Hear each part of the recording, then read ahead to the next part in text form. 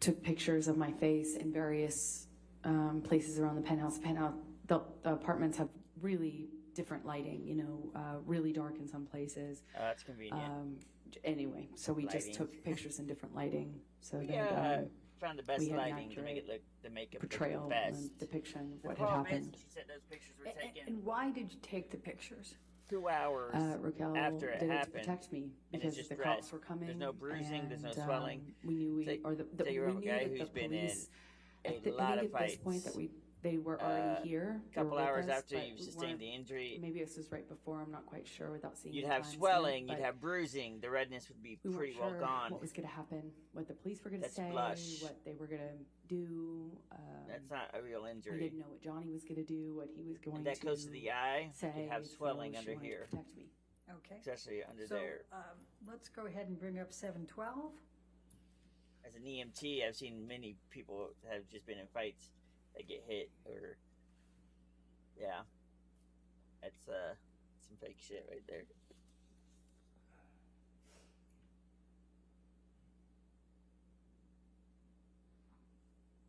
All right, now move the admission of 712, Your Honor. All right, any objection? No, thank you, Your All Honor. right, 712 with redactions, you can publish. Thank you, Your Honor.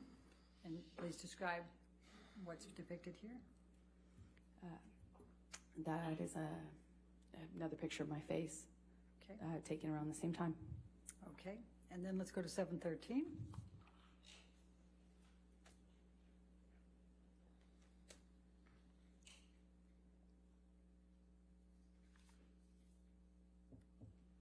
Back in 2007.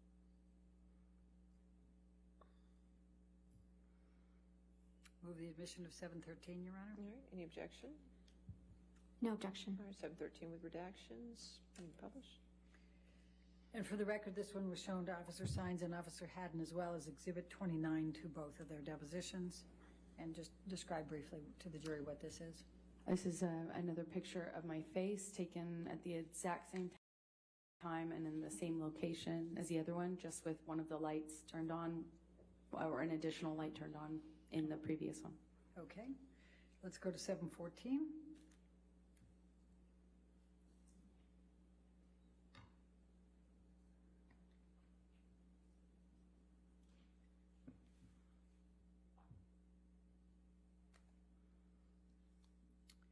Move the admission of 714. Although I will Your Honor. say, No the objection. female on 714 Johnny's with legal team, redactions, you can publish. she's not having any more of this Please tell the jury what this depicts. Amber female lawyers This is bullshit another anymore.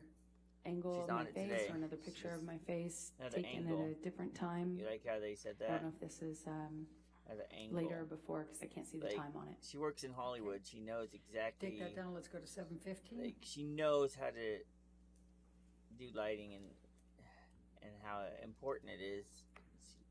It's another angle of my face. Oh, we took pictures in different lighting, different rooms, because different rooms had different lighting. Like this is like a clear-cut I'm case. gonna She's move the admission of definitely 715, trying to- Your Honor. We went to like. No I'd like to objection. see all the 715 photos with taken that day, redactions, every last one of evidence, them, publish. because they only Thank showed you. the And, ones that. for the looked record, this one was shown to Officer most Sines and credible. Officer Haddon as Exhibit 17 for both. Please describe for the jury what's depicted here. That is a picture of my face. Some point later on in the night, it looks like that was taken in Rocky's apartment or the apartment that she was staying in. Okay. And let's go to 716.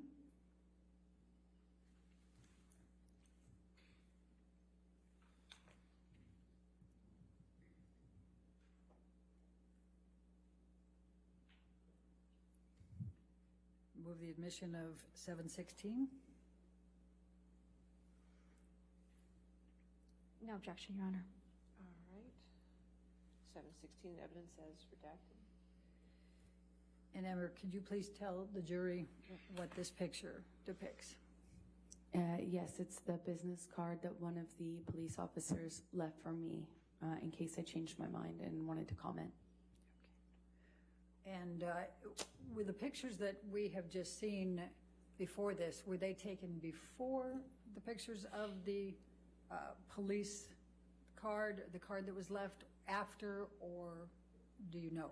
You know what else is Shopping funny? compound. It's not, And calls for speculation. your compound is only. Cops were called. She refused to report based on We her lawyer's took pictures advice. before, during, and after. A lawyer And the would want question you I to had for you is the document. pictures you've seen Now, I'm so not far, a legal were expert, those but I'm taken thinking the before- lawyer would want you to at document the time all of this, right? Before this They'd want card was you presented to- to you and you took the picture, 'Cause after, or? In law do you know? enforcement Uh, and Some of them were, but without seeing medical all the timestamps, I can't tell situation, exactly. medical field, Okay, anything that's like that, fine. Thank you. there's a rule. Okay, and then I'm gonna ask you to take this one down and go to If 717. it's not documented, it didn't happen. That's just like a rule. Like whether you be an EMT, I'm a certified EMT. So when I'm doing it, like if you didn't write it down, it never happened. So a And lawyer I'm would know going to this and be ask like, you, yeah, you need to like I'm gonna move the talk to admission them. of You need to 717, talk Your to the Honor. cops. You Any need to file a objection? report. No But objection. this is saying, 717 oh no, is no, redacted report in filed. evidence? Her first thought was Thank when you. her friend called the cops was And to please just briefly immediately describe to lawyer the up. jury what this is. Immediately went to lawyering. The two That's officers that pretty weird, right? first responded left me that To card. me, This is the that's front really of the weird. business card they left. It's not a, especially Can if you you've been domestically tell the abused and your jury, friend just witnessed it. explain What I what the think happened is interaction was she came in that and you the had with the her police friend witnessed officers, just something, and describing she- what you observed for as they speculation came reasons, through. because we can't. In my opinion, Uh, Amber had maybe started an I did not want altercation to speak to them. and then I played the victim the asked second her that friend got in there. Raquel's partner, Shady. or husband, asked them to go away without speaking to me. And just so the jury understands, who was Raquel's fiance at that time? His name is Josh Drew, and he and Raquel lived in the apartment at Johnny's invitation across the hall from us. Raquel had keys. We kind of shared keys. They were our neighbors, but had keys to our house. Okay.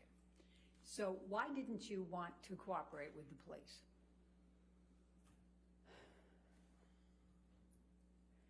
Because I wanted to protect Johnny. I didn't want him to be arrested. I didn't want him to be in trouble. I didn't want the world to know. I didn't want this to come out. I didn't want him to be in trouble. I didn't want this to be... I wanted to protect Johnny. Let's go to Defendants Exhibit 1374.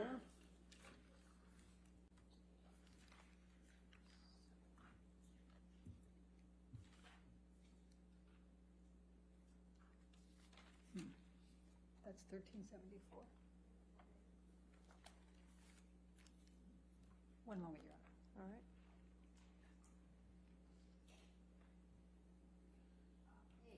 Thank you. All right, move the admission of 1374A, Your Honor. Any objection? No objection. 1374 in evidence, 1374A in evidence, sorry. Thank you, Your Honor. And Amber, what is this? It's another picture of my face after Johnny threw the phone at it. Okay. And then let's go to 1493T.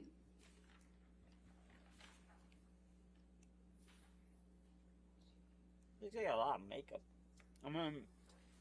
There's no real swelling anywhere.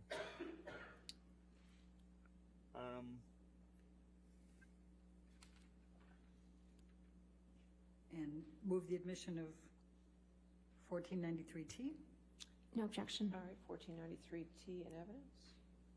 And what does this depict? This is a picture of my face after that incident. Perhaps by the lighting, it looks like it might have been taken the next day, but I can't tell for sure. Okay. And then let's go to 1493S.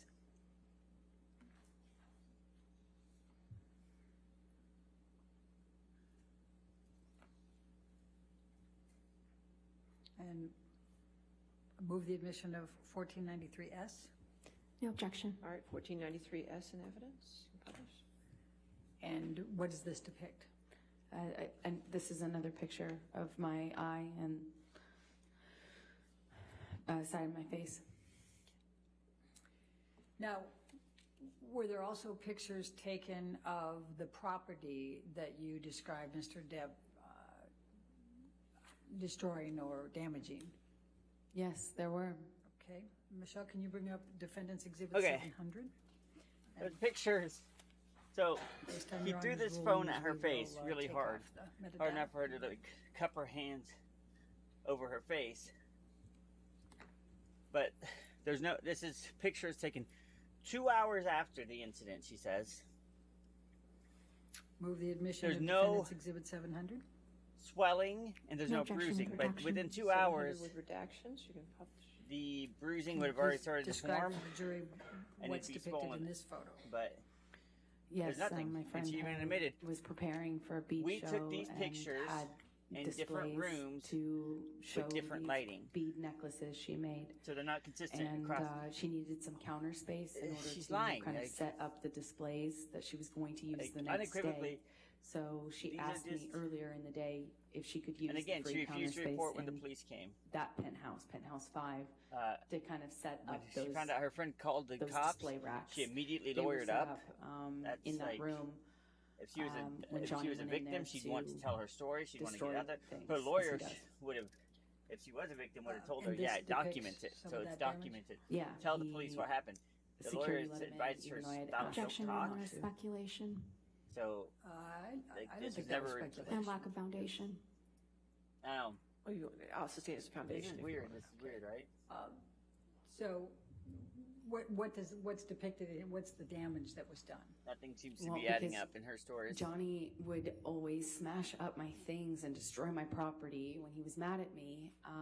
I Also, had that asked a that photo they of not let him him of in something so smashed. that he could do that. I mean, the only That's the purpose neatest to let looking for him to be smashed let into thing I've ever Penthouse seen. 5 in that state. He doesn't have Look property how in there. neatly that the only looks. way It looks- the only reason for him to go in there would That's be a to staged destroy it. photo. And they, of course, let him into Penthouse 5 Objection, Your so Honor, that he could go. Yes, ma'am. lack of foundation. Well, also he owns All right, Penthouse I'll sustain the 5, objection. so- Next question. Just I mean, tell it's the his jury property, what he did but here at the that's same time, that looks depicted. staged. This is just a one corner of the room that shows the destruction. He just went in there with this bottle Just one swinging corner? and destroyed, smashed a bunch of things. Just one Objection, Your corner? Honor, That's this all is you got? speculation. One corner? She hasn't established that she was there.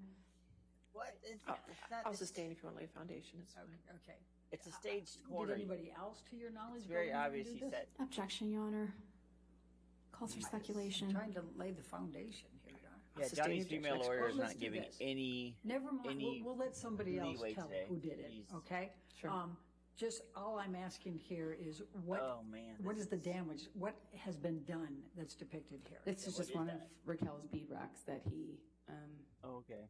Okay. Objection, Your Honor, speculation. I'll sustain All right, objection. let's go to 701.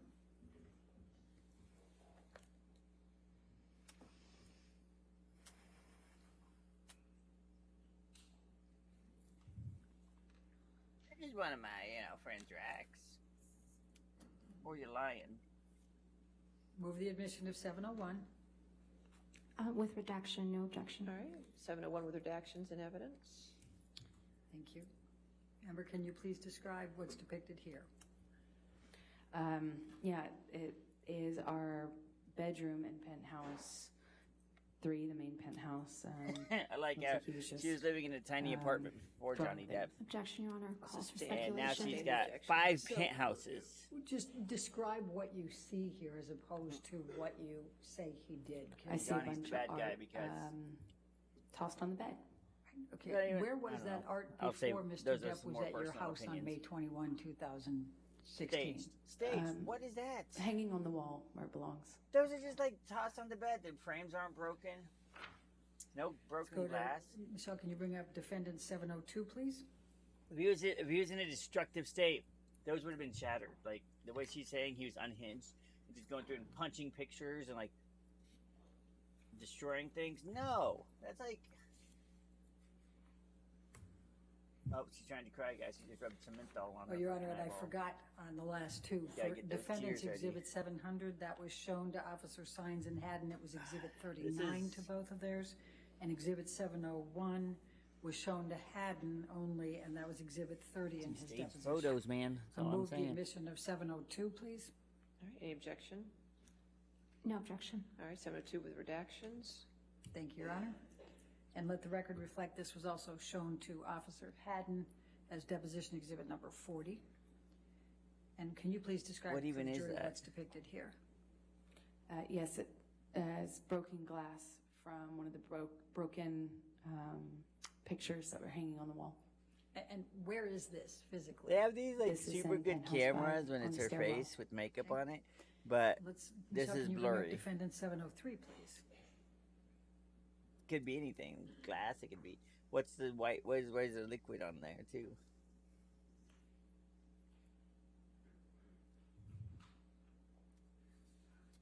Move the admission of Defendant 703. It's all. No objection. All right, 703 Everything's with all very redactions. neatly laid out. Thank you, Your Honor. And let the record reflect that this was shown to Officer Sines and Officer Haddon as Exhibit 41 for both of their depositions. And Amber, please describe for the jury what's depicted here. It's another photograph of this stairwell in the same apartment, Penthouse 5, And which is the apartment where I kept my things. okay.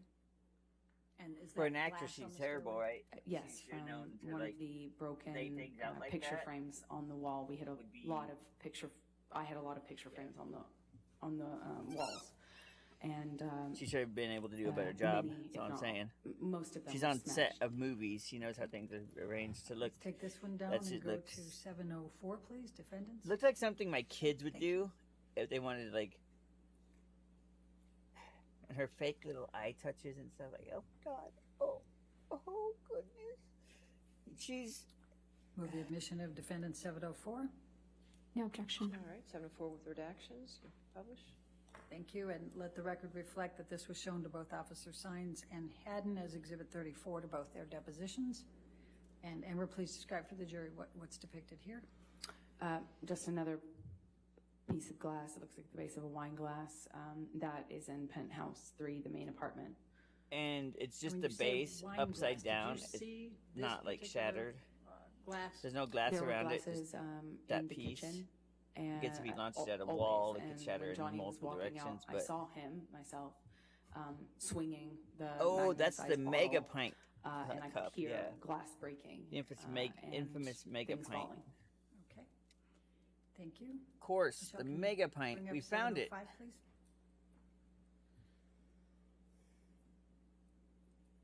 Her legal team, man. She like hired some bottom of the barrel people trying to make a name for themselves, thinking, "Oh man, we can win this. We'll be Move the great." admission of We 705. But she couldn't even No afford a objection. new No, PR excuse me, no team objection. All right. that wanted to charge Yeah, like but- $500 an hour. Thank you. Thank you. Go ahead. Because you And know let the that's going to record be reflect hundreds this of was shown hours to of work, Officer and she Haddon can't even in afford it. Exhibit She's 36 $7 of million his in Johnny deposition. Depp, Amber, can you please in the describe divorce. for the jury what's portrayed here? and she can't even afford. Things knocked over a on the PR kitchen countertop, staged. and I see pieces of broken glass on the countertop as well. Oh, Let's go that to looks like a flecked 707. marble countertop. I don't see any broken glass.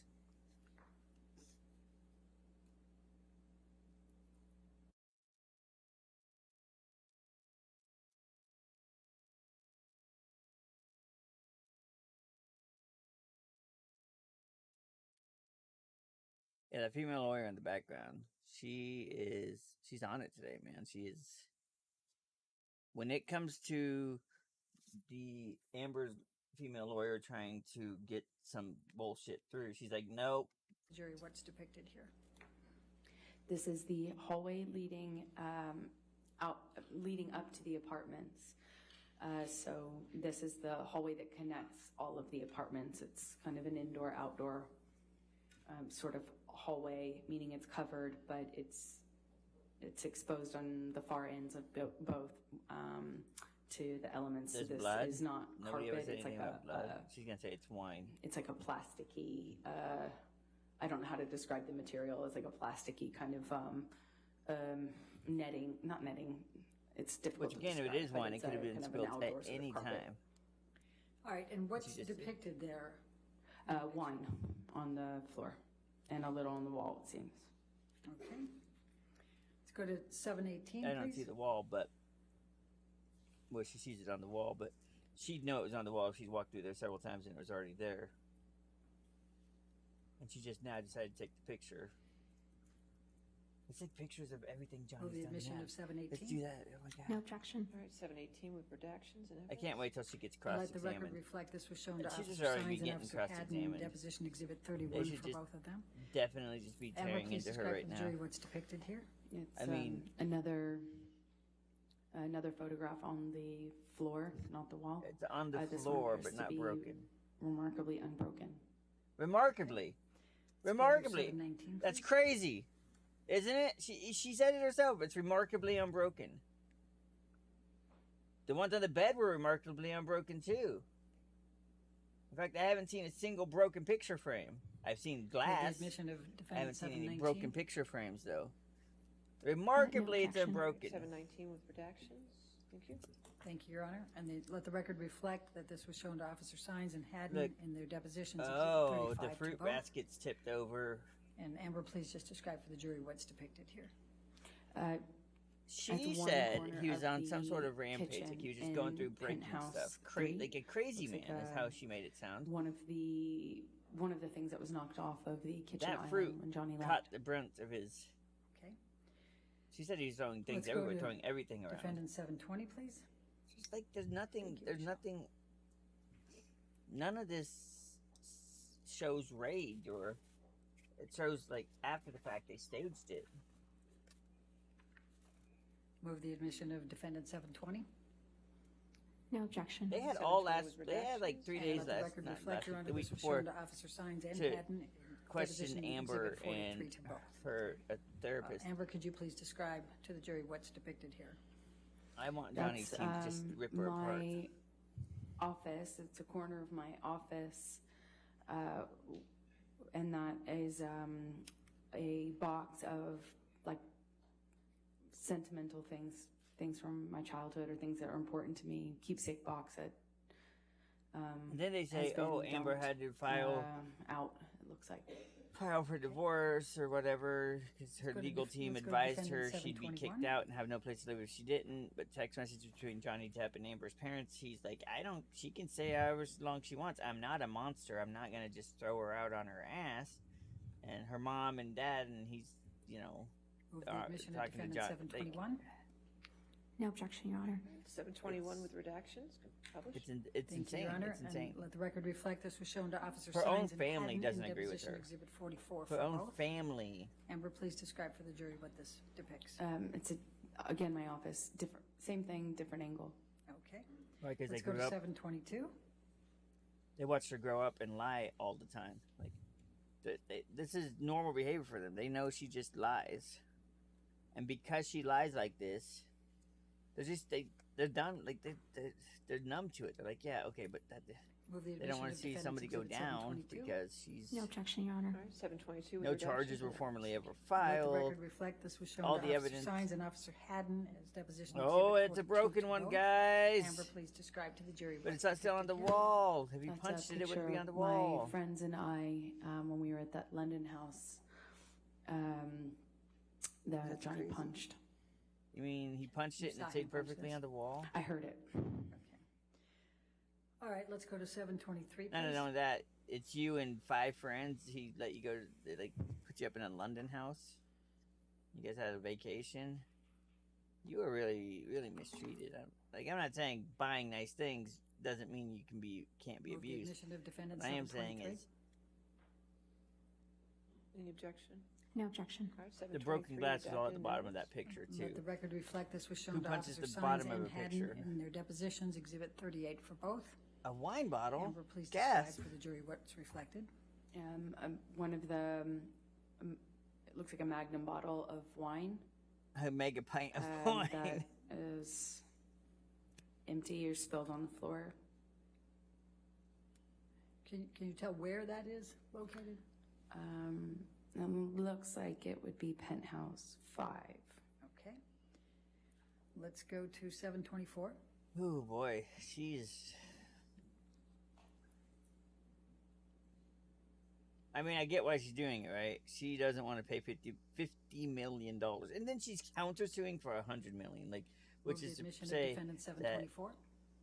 No objection. All right, 724 with redactions. Let the she record just reflect she wants this was shown money. to Officer Sines and Haddon as their deposition exhibits 33 Amber, please tell the jury what's depicted here. This is more wine that Johnny was spilling as he was using But there's no splatter marks. the bottle he was holding as a bat of sorts.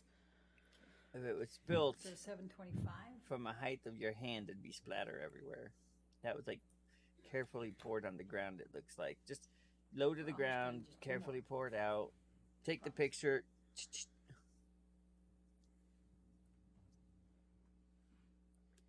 Move the admission of I'm not even a defendant lawyer, and I 725. know that No objection. her lawyers are 725 fucking for redacted. just. Let the record reflect this was shown to Officer Fucking Sines and Haddon Fiverr as lawyers. Deposition Exhibit 37 to their depositions.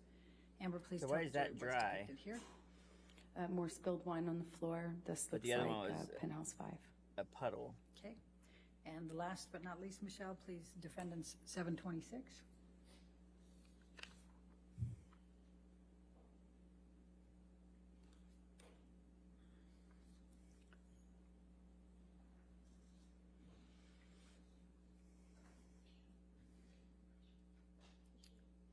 Move the admission of? No objection. Okay. Your Honor, I believe the jury needs a tissue. Oh, okay. Thank you. Welcome. We will get a tissue. You got some? Thank you, Halissa. All right. Don't no use objection, Amber's 726 tissues. with redactions. Thank you. Don't do it. It's cocaine. All right, Supposedly. and let the record reflect that this one was shown to The Officer theory Hines and is- Haddon as Deposition 32 exhibit to their depositions. And Amber, please just describe to the jury what's depicted here. More spilled wine on the floor. Penthouse 3 appears. Okay, thank you. Now, when the police officers were there, did either of them take you aside by yourself and talk with you? Yes. Which one, or both? The male officer I did not have much interaction with. The female officer said she needed to speak to me by myself, pulled me aside. We went into Penthouse 3, the main penthouse, to speak there because I had been in Penthouse 1, Raquel and Josh's apartment up until that moment. Okay, and then what, if anything, did she ask you? She asked me if I would make a statement, if I would cooperate. She kind of indicated to me, I don't remember if it was Oh, you don't remember? what word she said, but So she kind of traumatic. gestured Traumatic, to but my you don't face remember. and Objection, Your Honor, hearsay. I think she could, if she gesturing to her face is not hearsay, I'll it's not a sustain. statement. I'll sustain the objection. Next question. Okay. Yeah, And it's also it's- not offered to prove the truth of the matter. I'll Hey. sustain the Okay. objection. Next The question. judge said what sustain. happened Shut the next? hell up. Like, damn. I Like, arguing with the judge. uh, Just, every time Johnny Depp's Let's do this. How long lawyers were ask a you question, with they got the objected officer hearsay. They didn't say when anything. she They took just you let it go. aside? But a few minutes, if that. Okay. And as a result of that, did you cooperate? No, I did not. excuse me, guys. But- Damn. It was my understanding that I couldn't stop them from walking through the apartment, which is what they indicated to me. Okay. And were you with them when they walked through the apartment? No, Josh, I was with them at the beginning of Penthouse 3. Josh, Raquel's partner, took over from there and showed them around the house up through Penthouse 3, which connects on the top floor to the neighboring apartment, Penthouse 4, and then on to Penthouse 5. They all connect on the top level. So Josh walked the officers through the house. Okay. And what, if anything, did you say about the identity of Mr. Depp? Nothing. Were you asked, Yes. or you refused to tell them? Objection leading. Sustain. Okay. Why did you refuse to tell the police officers Mr. Depp's identity? Because I did not want them to arrest Johnny. I did not want this to happen. I Oh, did not God. want You lying any of this bitch. to happen. You didn't because you didn't have I didn't enough wanna get him in evidence. And trouble. you knew that he So I would have the said, money to fight "Well, it. I and just refused to You'd have to cooperate. have better evidence. And Now, also after, that approximately he how would long were the say police you officers there? abused him. I don't recall exactly, maybe, I'd say less than half an hour. I really don't know exactly, but they weren't there very long at all. Okay. Now, after the police officers left, what did you do? We cleaned up a bit because there was broken glass and we had dogs. So we tried to clean up the mess, and especially Didn't the care glass. about the dogs, And, beforehand. Josh, Rocky, Liz, and I, we kind of just cleaned up and eventually The dog stepped on a beat. sat on the couch and they just tried to comfort me. What, if any, knowledge did you have that there was going to be a second set of officers coming later that night?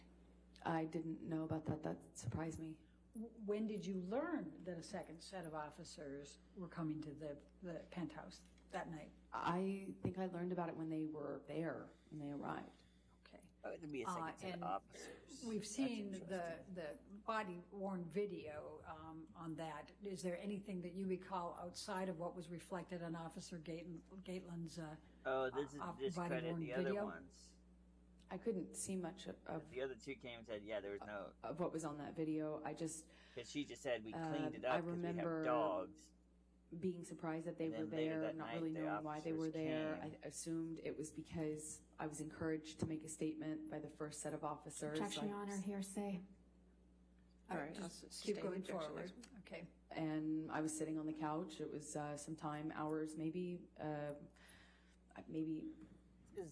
between an hour, No, very 2 hours, maybe convenient, more. isn't it? I don't really recall, but we had cleaned up and we were resting, Officers and they that were were comforting first me talked when they to, came, and They said no, nothing they happened. didn't They seem got body cam footage. they Nothing. didn't do what the first set of officers did. They just kind of came into the apartment, confirmed Oh, very that interesting and convenient.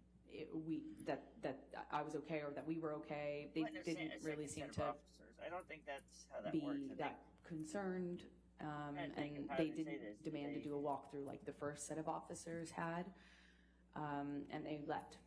Okay. And what, if any, cooperation that did you doesn't give? seem right. Well, I didn't need to. I didn't really cooperate with them. I didn't talk to them. I didn't even get up off the couch. I was speaking to them from a quite a bit of a distance, like between you and I, and maybe more. And I didn't really say anything.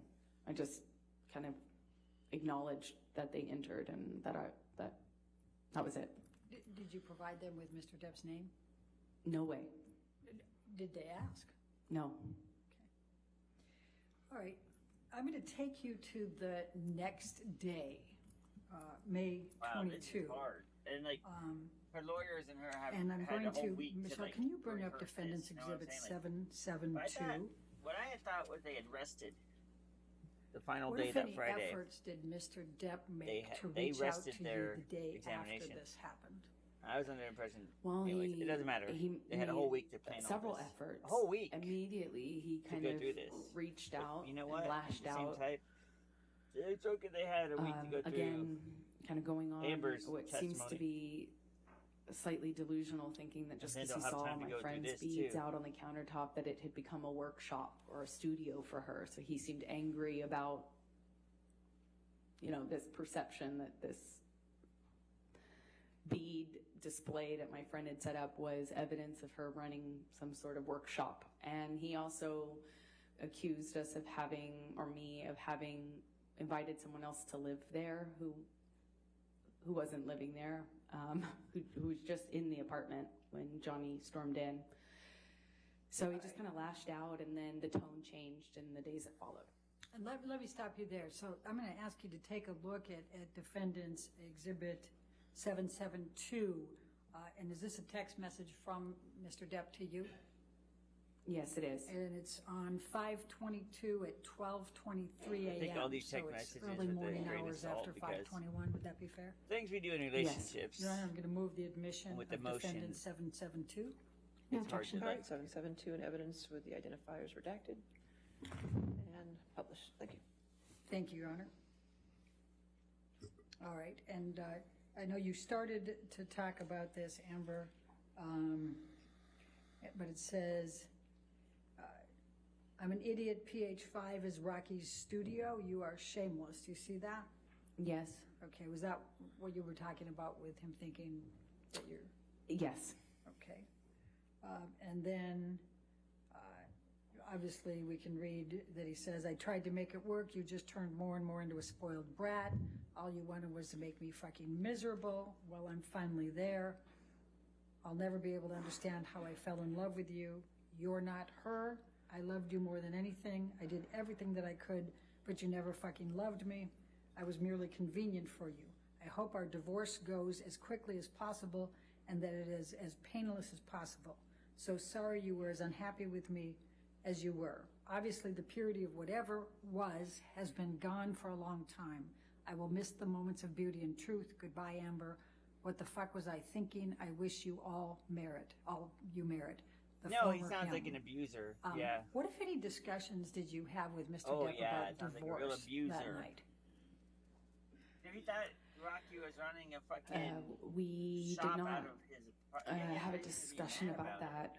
that But, like, evening. We didn't have time. He was He doesn't sound mad. Like, I hope this is shit's over with obsessed quick. with We used dog to love each poop. other. Now we don't. Okay. That's what he wanted to Fucking talk Christ. about. It wasn't dog poop, bitch. All right, It was let's your take this fucking down and let's go to feces. Defendants Exhibit I'm gonna 773. get banned or something. I better stop. It was your fucking shit, and you're like trying to say dogs did it or your friends did it as a prank, or you're trying to make him look crazy. But that message was very well worded This and is thought a out. text exchange between you and Mr. Depp. It starts with Mr. Depp on 5/21 at 6:58 p.m. just saying here. Does that refresh your recollection of when he arrived at your penthouse on May 21? I gotta go do some lunch. I'll be back, yes. guys. This is Okay. And then the next series are on 5/22. They start at 5:13. And you're discussing talking. You said, sorry, I'm I'll be just back. leaving Amanda's birthday now. Do you see that? Yes, I do. All right. And then he responds to that, correct? Yes. All right, Your Honor, I'd like to move the admission of Defendant 773. Your Honor, if we could just have a minute to review this Sure. exhibit? Yes, ma'am. Is it just this page? No, there's 3 pages. 3 pages. I'm just reading Michelle's hands.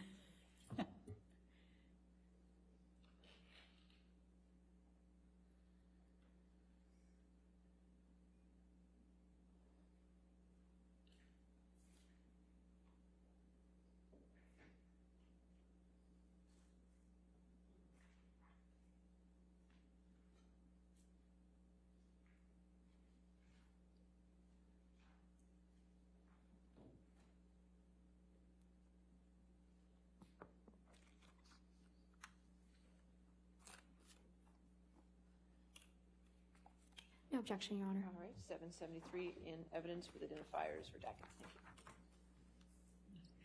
Thank you. Thank you.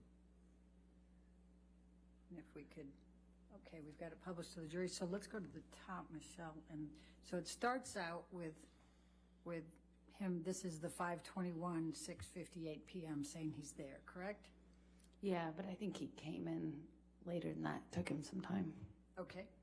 And then if we move up, the next one is you at 5:22 at 5:13 p.m., correct? Yes. And then you say, thank you, and then can we still speak in a min? What do you recall of why you sent those texts? I believe we had spoken on the phone, or I can't control this, correct?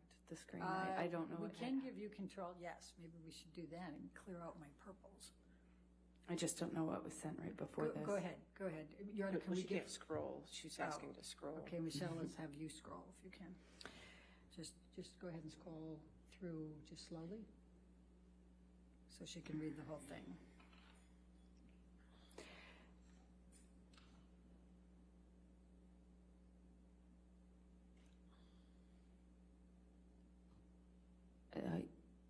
Okay, that makes sense.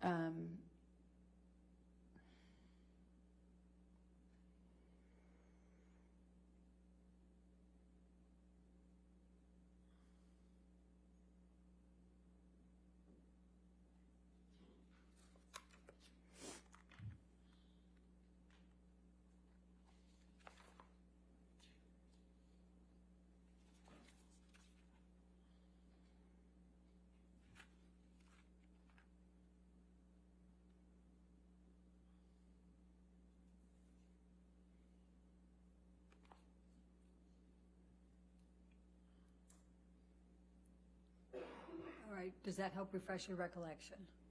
Yes, I believe that I believe he had apologized to me after the phone incident. I had commitments that I had to attend the following day on the 22nd. So the beach show I referenced, I mentioned to you, I had to go to. I also had to bring a cake to a friend's birthday party. So I had things I unfortunately had to do that day. And I remember there was communication with Johnny, both by phone and by text, where he was telling me that he was clean, that he was sober, he was clear mind, it wasn't the monster, and that he was so sorry. But I had already committed to filing for divorce, and eventually I have to let him know that it's not just saying it in the anger, in the fights that like we had done, you know, both he and I did that at times in some of our fights, especially towards the end of our relationship. And so I let him know that I was serious about filing this time, and that I had enough after the phone. Objection, Your Honor, I hearsay. had enough. Okay. Overruled, go ahead. All right, I'm going to draw your attention to the bottom of the page, Defendants Exhibit 773, and this is at 5:22, so this is 6:19 p.m. Do you see that? 5:22? And he says, just let me know when you have a minute, and I'll give you a call. Nothing I have to say, you should elicit anything but a sense of ease. Do you see that? Yes. And then he says, all my love and profound apologies. What was he apologizing for? Objection, Do you calls know? for speculation. What was your understanding of what he was apologizing for? Speculation, Your Honor. I'll sustain the objection. Okay. In his phone call with you, did he tell you what he was apologizing for? Yes. What did he say? He was sorry that he reacted the way he did. He said he didn't mean to hurt me. He didn't mean to hurt me. If he really hurt me that bad, he's sorry. That he didn't mean to. Okay. Michelle, if we can go to the next page. Up to the green, please.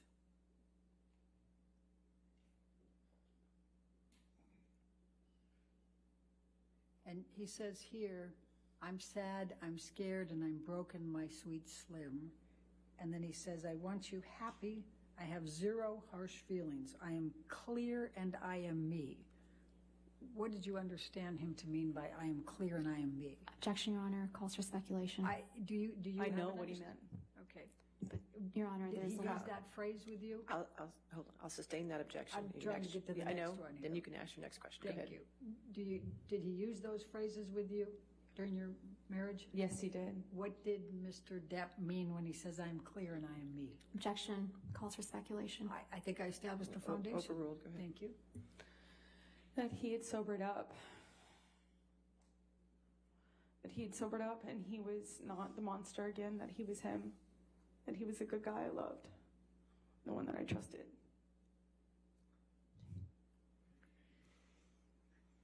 All right, now I'm going to ask, Michelle, if you can take that one down and bring in 771, which has already been admitted.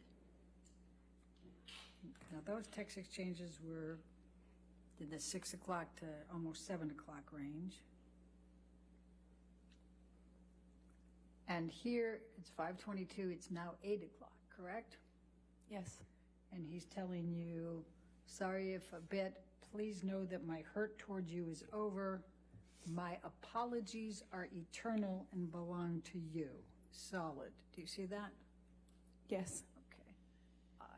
And was it your understanding he was apologizing again? Objection, Your Honor, calls for speculation. All right, I'll sustain the objection. Okay. Was there anything else he would have been apologizing for that he had done? Objection, calls for I'll speculation. sustain the objection. That's it. Okay. So tell the jury how you felt in that week, May 22 through May 27, and what you decided to do?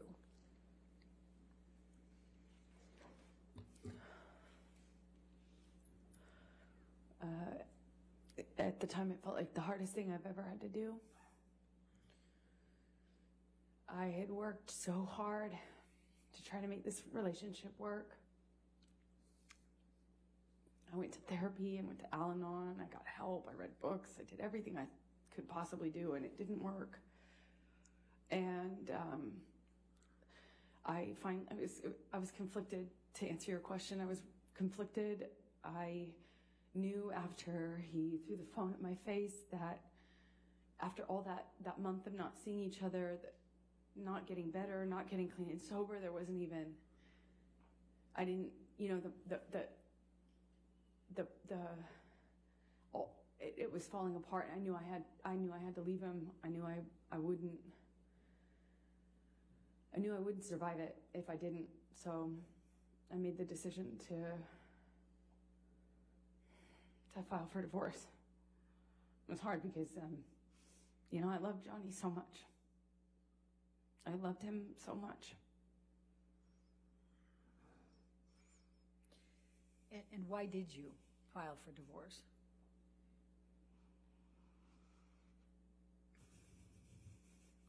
Because I knew if I didn't,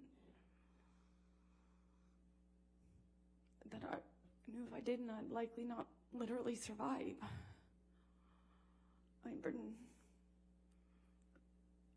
I'm so scared that it was going to end really badly for me. And I really didn't want to leave him. I loved him so much. I would have done anything, but I couldn't do that one thing. I couldn't stay.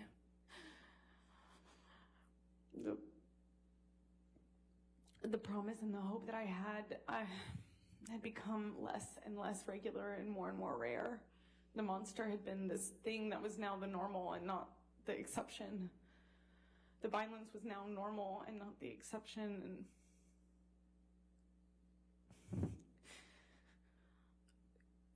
it was so hard. It was so hard, but I knew I had to do it. I believe he would have taken it too far. I wouldn't be here. Why did you ask for a domestic violence temporary restraining order? I wanted to change my locks. I wanted to change my locks. I wanted a good night's sleep. Security would always let him into the house no matter what I asked them. No matter when I begged them to let me know when he was coming over, no matter how much I begged them not to let him in when he was mad or drunk or high. And I couldn't sleep. I'd wake up in a panic. I was losing hair. I was losing weight. I got really sick. I had shingles. I couldn't sleep. I'd wake up in a panic attack. I had panic attacks all the time. I was falling apart. I was scared and very conflicted because the person I was scared of is also the person I was in love with. Really, really tricky. And I was thinking one step at a time. You know, I was thinking very myopically. I wanted just to get a good night rest, a good night's sleep. I just wanted to change my locks. I thought it'd be healthier if I got some sleep and I could think about what to do or how to handle this. If I just could sleep. And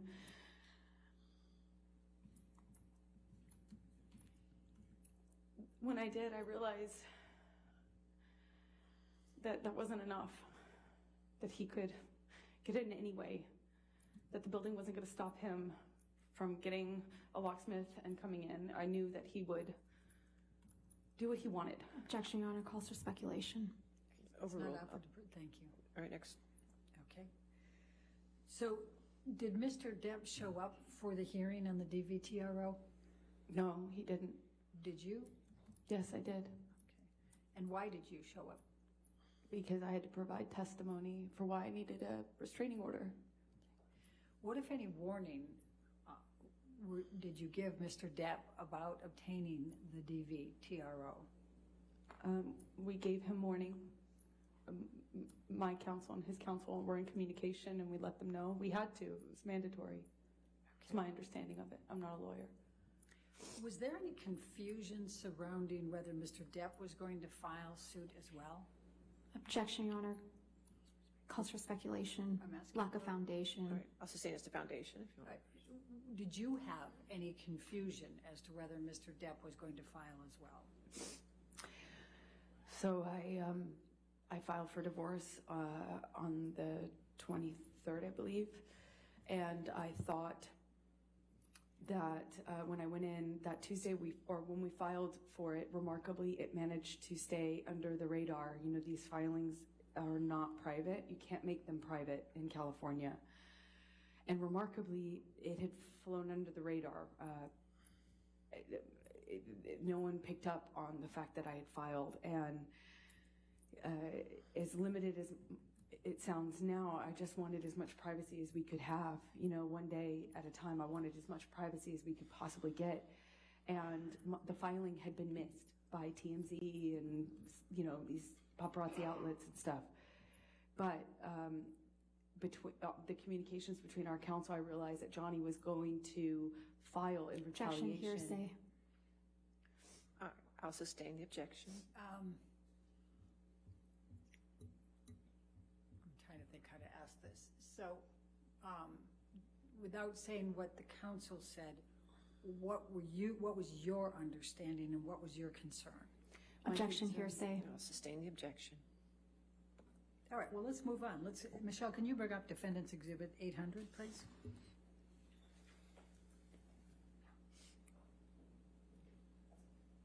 Move the admission of Defendants Exhibit 800. Any objection? No objection, Your Honor. All right, 800 in evidence. Publish. Amber, can you describe for the jury what this picture is? It's a picture of my face while I'm sitting at the courthouse. And were you wearing any makeup? I was wearing nothing, not a stitch of makeup. Michelle, can you bring up 801, please?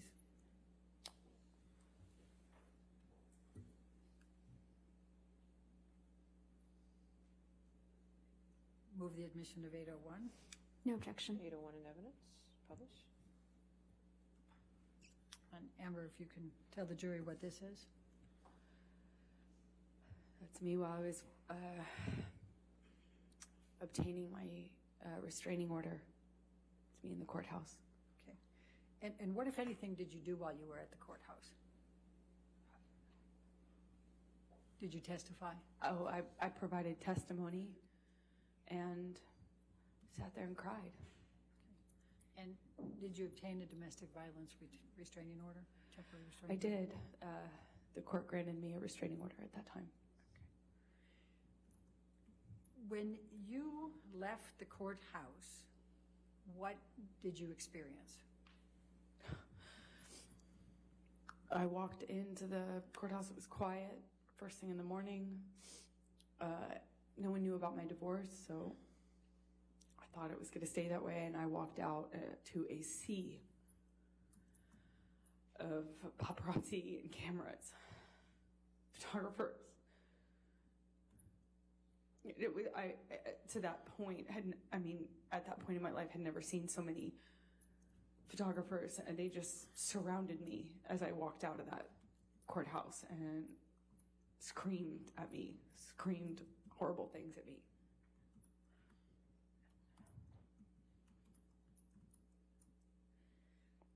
I'm going to take you just for a moment to makeup, and then that would put Okay, after good that. break point. Okay, great. That'll be All right, a thank good you. breaking point after the makeup. You Yes. said that you didn't testify. You didn't wear any makeup that day. We've heard all kinds of things about makeup in this case. Could you please tell the jury what your regular routine was with respect to makeup?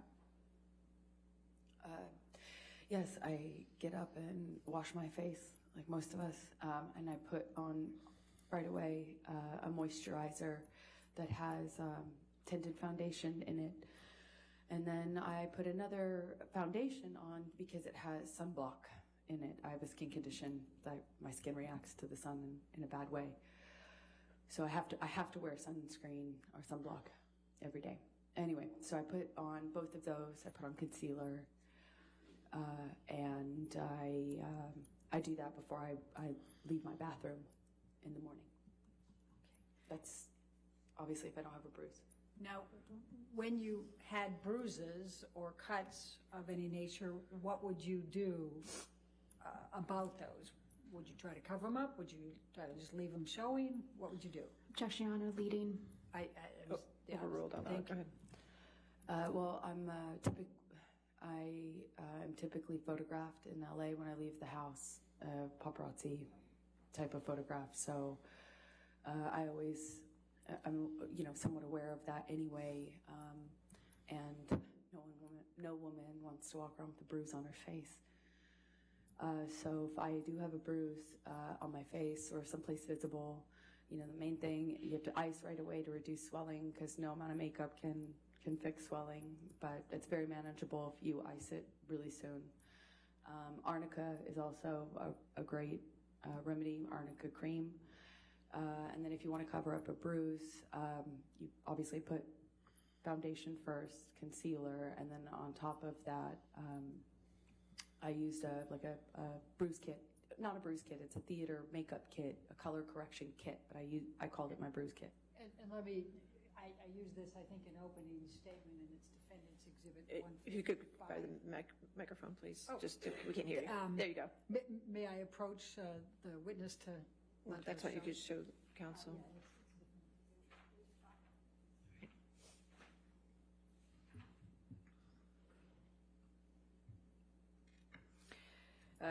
This is what I was talking about as a color correction kit. This is not obviously the exact one I used to carry, but I used to carry it with me all the time. Sometimes this pink is sometimes a little bit more purple of a hue, and sometimes the kits are 3 colors. You can get them in 3 or 4 colors. Sometimes they have even more. But the idea is that you want to counteract whatever color you're working with on the bruise. So the first day of bruising, the immediate is red. Red is what shows up right away. So you want to go with the opposite on the color wheel by dabbing on a bit of the green or something to counteract the red. After a day or 2, you get more purple in a bruise. So you'd obviously have to go with more of the red tones, the orange tones here. Day 2 for me was always the trickiest because day 2 just, I feel like, day 1 and day 2 are hardest for me because that's when you get the most blues and purples and you have to deal with the sensitivity. Bruises don't like to be touched. That's the whole point. So that's the trickiest part. But after a few days, that becomes more of that blue becomes more of a brown, yellowish browns, like 5-7 days in, becomes more of a yellow-green, and then fades into a brown and then into your skin. And whatever color you're working with in the bruise, you want to go opposite color on the color wheel.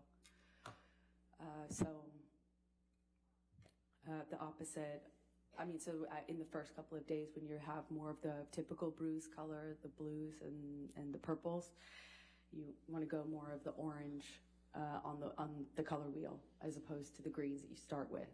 And then it progresses from there. I also noticed that bruising on your face tends to heal a lot faster than, at least for me, it was faster healing than bruises on my body, or at least it seemed like that to me.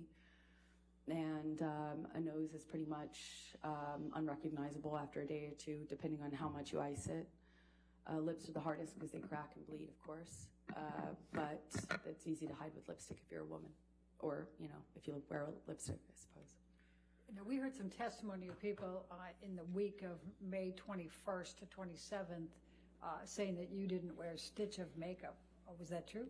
Objection, hearsay. Overruled. They just don't know what they're talking about. I always wear makeup. You always wear makeup? I mean, it's part of my bathroom routine in the morning. You know, wash my face. I put on moisturizer. My moisturizer has tinted foundation in it, and I'm certainly not going to walk around LA with bruises on my face. Okay. I think this. All right, ladies and gentlemen, let's go ahead and take our lunch recess at this time. Again, do not do any outside research and do not discuss the case with anybody. And we'll see you in an hour, okay? Thank you. Court is still in session, so please be quiet in the gallery. Thank you.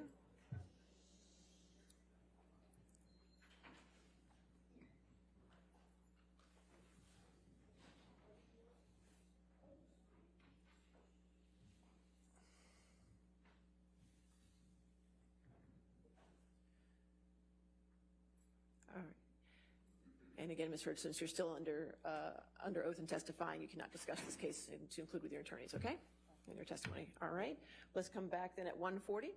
Okay? All right. Thank you. 1:40.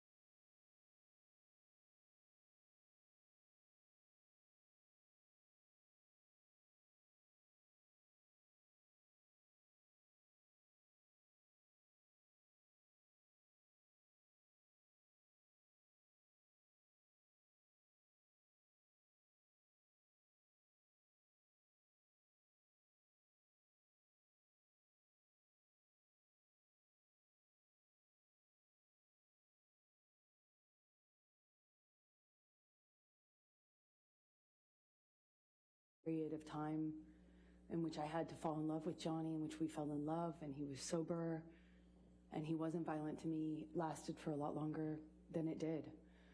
I think I would have liked to have believed that I wasn't hit so early in the relationship and still stayed. He was also sober for a period in 2012, which was a peaceful time for us, in which we fell in love. So I had kind of allowed myself, I guess, to forget that the beginning of that period, 2012, before he got sober, was really violent and chaotic as well. I'm embarrassed to say that. Now, you testified that the police were called multiple times. Other than the May 21, 2016, what other occasions were there where the police were called? They were called in December of 2011. They were called in 2012. They were called in 2013 in March by the landlord. I had sought advice from Laurel Anderson as to whether I should call the police. Objection, hearsay. Sustain. Okay. When you filed the domestic violence temporary restraining order, how many acts of abuse did you allege at that time? I gave the last couple, I believe, last two incidents, maybe three. And why didn't you tell of all the acts of abuse at that time? I was following advice from my counsel. Okay. How many instances of abuse were included in the UK trial? There were 14 acts of physical abuse and violence and 3 acts of sexual abuse And why were those 17 included in the UK trial? Well, I was not a party, a direct party. I was a witness, so it was whatever their counsel, the Sun counsel chose. All right, we learned a lot once again from Amber's side of the story this morning, and I have two great guests with me this afternoon to break down all of this testimony. Forensic investigator Joseph Scott Morgan and criminal defense attorney Lara Yeretsi. And thank you so much for joining us, guys. Lara, let's start with you. Why are these dates so important to the trial? They are extremely important. They go to her credibility. So if she, for example, got one of them wrong, we had her explain why she got that first incident, the first incident of abuse wrong, and she explained why and how she was trying to almost believe that this didn't start or the abuse didn't start early on. So it's very important. They want to show her credibility. All of it goes to her credibility. Now, Joseph Scott Morgan, should the jurors be concerned with the discrepancies between the testimony in this trial and the UK trial? Well, I suppose so. I don't know how much of the UK trial is actually, going to weigh in this particular case. However, I will say this, going to your initial question about the timeline, I think that it's very important that we understand this. Famously, I think it was, before they retired for last week's trial, that period of time, she had talked about the makeup case and how that particular branding, the company had flatly said in their social media that, or they had implied at least, that particular makeup case and combination that she claimed to have used wasn't even sold at that particular time. So I think that defense is probably traveling back a bit here to kind of bolster her credibility. I think that that's, again, part and parcel of all of this. All right, well, as you guys know, we are currently on a lunch break now in Fairfax, Virginia. A great discussion to start off right now. We're going to have to take a quick break, but when we come back, so much more to discuss with our great guests. You're watching Law and Crime. Stay with us.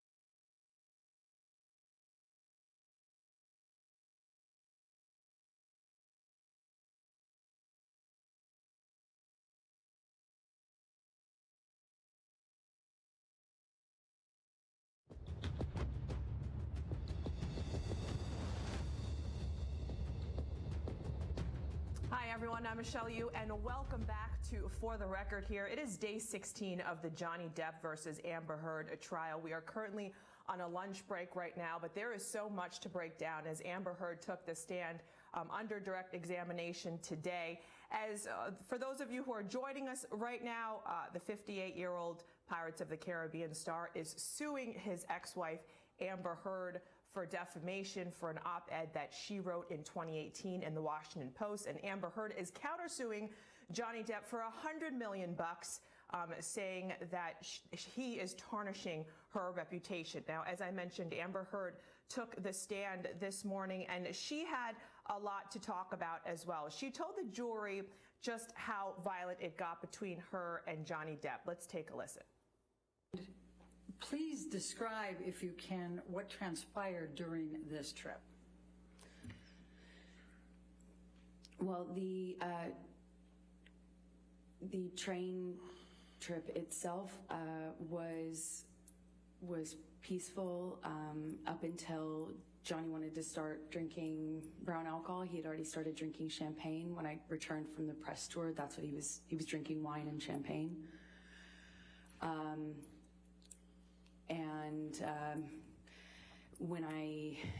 When he wrapped on Pirates 5, the plan was for us to do this honeymoon.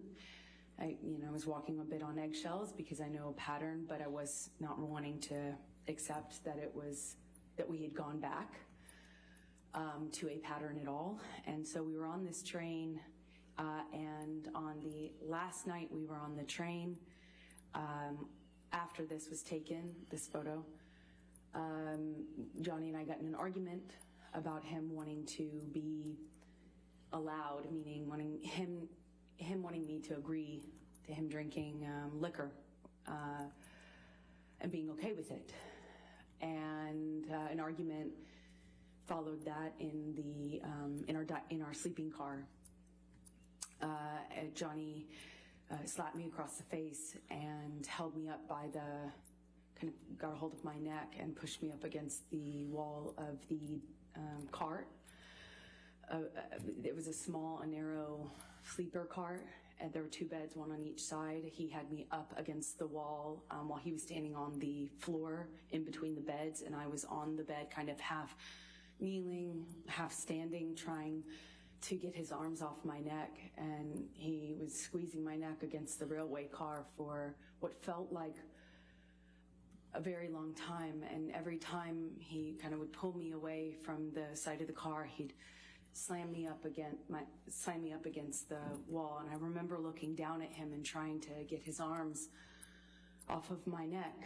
And I remember thinking that he could not even mean to kill me. I remember being scared that he wouldn't even mean to do it. And kind of looking down at him because I was slightly above him as he was standing on the ground, and kind of clawing at him, trying to get him to, his arms away from my neck. All right, so keep that thought, and before I bring in my guests to discuss what's coming up next, let's take a look now at another recording of the couple arguing on their honeymoon.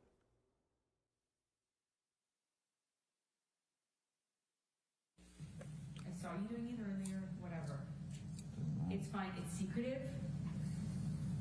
It's deceitful. You had trouble with me before when you said to me that you didn't feel like you were told when I was recording you. So please stop. Please stop. Please stop. Acknowledge what I'm saying before you keep making demands. You are not a school teacher. Shut the up. Listen to me, and then you can respond. Understand? You ain't nobody's mom. You ain't no school teacher. Don't pretend to be authoritative with me. Okay, fine. You don't exist. Leave it on. Certainly some very tough things to listen to for Amber Heard there. All right, let's break this all down now and discuss this. Joining me, forensic investigator Joseph Scott Morgan and criminal defense attorney Lara Yeretsian. Thank you so much for joining us both. Lara, we're going to start with you. What do you make of Amber Heard's testimony about her honeymoon? Should this couple ever have even been on a honeymoon in the first place? I agree with you. Should they have been on that honeymoon? But you also wonder if this was truly going on and if he was as abusive as she's been describing him to be, someone of her stature, someone who is a celebrity, who had, I'm sure, a lot of support, why would she have stayed? And that's something, it's a question that I'm sure a lot of people are asking today. And I understand that people who are women, whether it be women or men, who are subjected to domestic abuse, a lot of times will stay. The only difference between her and others are they're not all celebrities, and she is. And we expect differently of celebrities. We expect someone like her, as we heard her on the tape, to stand up for herself. So that's where I would leave it. And Joseph Scott Morgan, let's talk about the audio recording. Do you think that helped Amber Heard prove her case? Well, yeah, and I think to the exclusion of someone's bias relative to what my esteemed colleague said just a moment ago regarding celebrity. I think that isn't that something that's probably. I mean, juror members are human, and can you imagine what a surreal event it is for them to have to kind of wade through this and listen to these people that are kind of held up in almost demigod-like status and see their dirty laundry, and it's not. This is not something that's crafted by a publicist. So you wonder how does that compare to the recordings that you hear? Does the veil suddenly come down, or the scales, whatever you want to use there, fall from the eyes of the juror members, and suddenly it begins to humanize them, and you see what life was really like behind closed doors. I truly wonder, what kind of impact it'll have. And Lara, before we take another break here, her credibility, did you feel that she gained more credibility from her direct examination today, or no? I guess when you look at her testimony overall, I think she has gained some credibility, but at the same time, there's also been a backlash, and I'll explain a little why. Sometimes when she cries, when there's a lot of detail, sometimes she talks too much. You start wondering why. Some of the answers could have been just short answers, and they don't necessarily need tears. It's been over 6 years at this point. She's been through therapy since, so I would have. Sorry, Lara, we're going to have to take a quick break right now. When we come back, Anjanette Levy is going to be here with Gene Rossi in Fairfax, Virginia, to answer some questions. Stay with us. We'll be right back.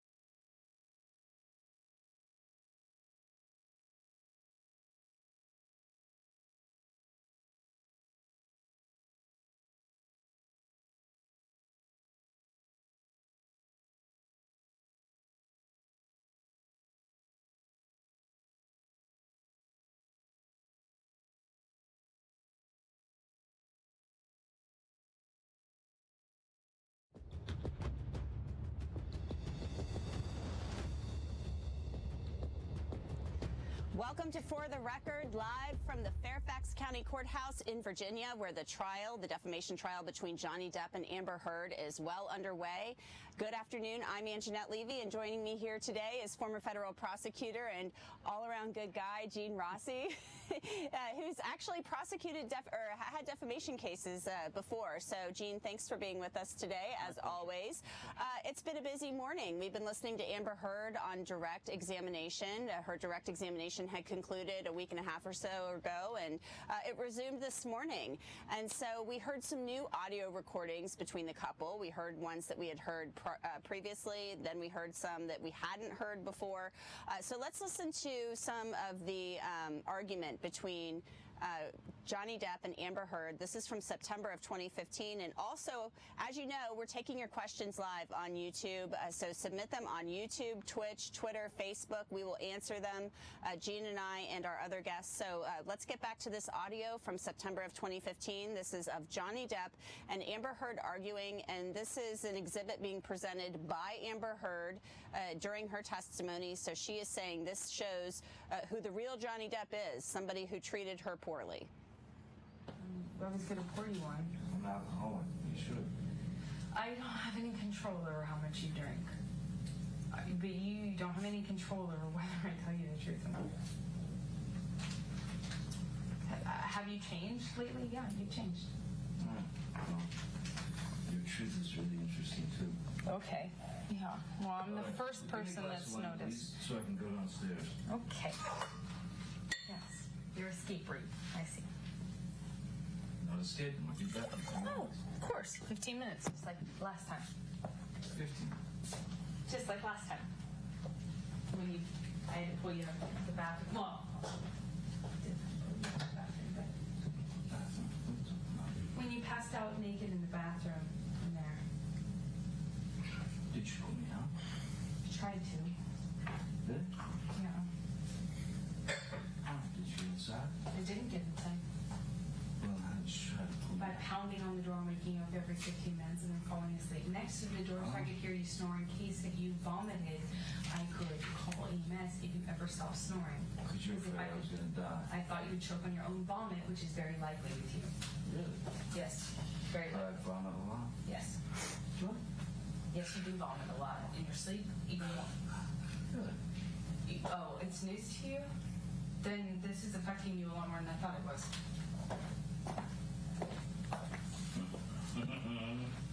I'll be so good. I hope so. What, you don't vomit a lot? Are you going to tell me that? Look at me in the eye, tell me you don't vomit. Go on, tell me you don't vomit a lot? No, this is me. Please, one that you tell me.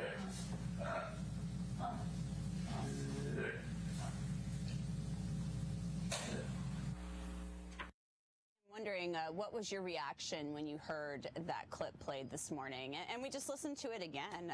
Does that help Amber Heard's case? Yes, it does, because first off, it's sad to listen to that. But in that recording, it corroborates her testimony, and this is the key, corroboration. It's a he said, she said, and this tape corroborates what she said is he is out of control. He not only goes on binges, but his behavior is a danger to her and to himself. And that recording corroborates that he passes out, he's naked, he's throwing up on himself. She's worried about him dying on his own vomit. It's actually very sad, but it does help her case. It does. All right, let's get to your questions. This one comes from Doxy on YouTube. Didn't she just say that she wasn't wearing makeup to get the restraining order? Okay, so this has to do with toward the end of the testimony before the lunch break. Makeup has been a central part of this trial. I mean, we've heard so much about makeup. We're getting into the beauty routine. She said she had this bruise kit, but apparently, you know, saying no makeup for the restraining order, even though she always wore makeup. She shows up at the courthouse and the bruise is visible. So what's the deal there? If she's been covering it all week long, why wear it to get the restraining order? Well, that's something she's going to have to explain and that the jury's going to have to take in. I will say this, if the jury thinks that those videos are doctored and that she's putting on makeup to show that she was harmed more than she actually was, then she is exaggerating her claims, and that does help Johnny Depp a lot. Somebody just asked me a question. Oh, that's the producer talking in our ear. You're not used to that. Okay, go ahead. Okay, producer. Continue. Yeah, I'm not used to it. But if the jury believes that she was putting on makeup to put on a hoax, if you will, and that's the word of the day, if not for the whole trial, then the jury's going to go with Johnny Depp's side and support the theory or adopt the theory, join in the theory that she's just an exaggerator and all this is just a fantasy in her own mind. However, if there's some dispute as to whether she did have makeup on, and that could be something that could help Amber Heard. I think it's interesting because, you know, she's talked about, you know, the stuff she puts on, the tint, the concealer, all this stuff, we're girls. We wear a lot of stuff, right? Yeah. I mean, when I'm off work, you're not going to see me in a stitch of makeup. I'll tell you that right now. This is like a lot to do. But let's get to our next question. I think it's interesting too, Gene, just to touch on that. That's the central question of this case. Was this a hoax? That is the question the jury has to answer. Yep. And we're going to get into that later, and we'll probably, I should probably hold off on bringing this up, but we're going to hear the word metadata a lot more. You heard it today. You heard it one other time when Johnny Depp was on the stand. Metadata. You might notice that the photographs that are being entered into evidence, all of the timestamps on there are redacted. And because that's a central issue in this case, too, I just want our viewers to understand that, because when those photographs were taken is a key question the jury has to answer. That is in dispute, and we'll get into more of that later. Next question comes from Christina Palmieri on YouTube.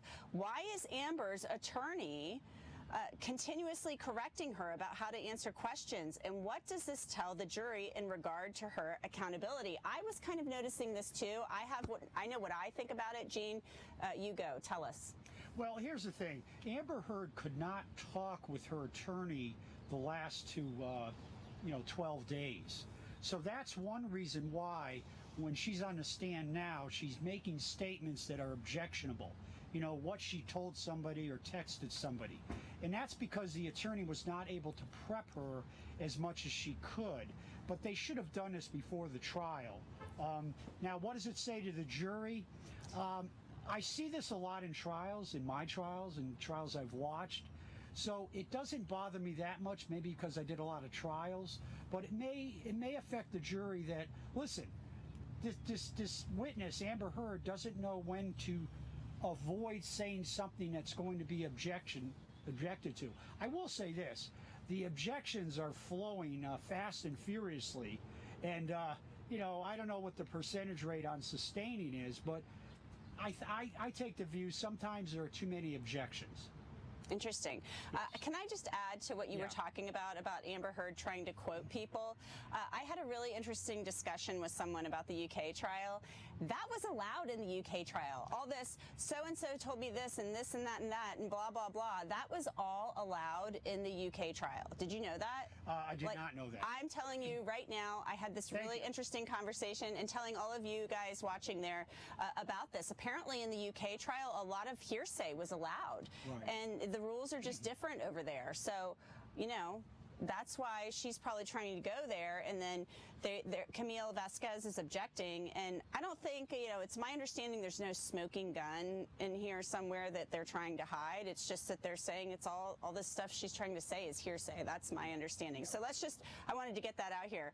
Our good friend from Twitch, Waterproof Mascara, is sending in a question. Since Amber just stated she doesn't always use the Milani makeup, remember the palette, we've talked about the palette a lot, the Milani makeup, the TikTok video, can the court dismiss it since her own lawyer said repeatedly that it was the exact makeup product that she used? Okay, what an attorney says in opening statements and in closing arguments is not evidence. So that, my understanding, that comment was made in opening, and a jury can should totally disregard that.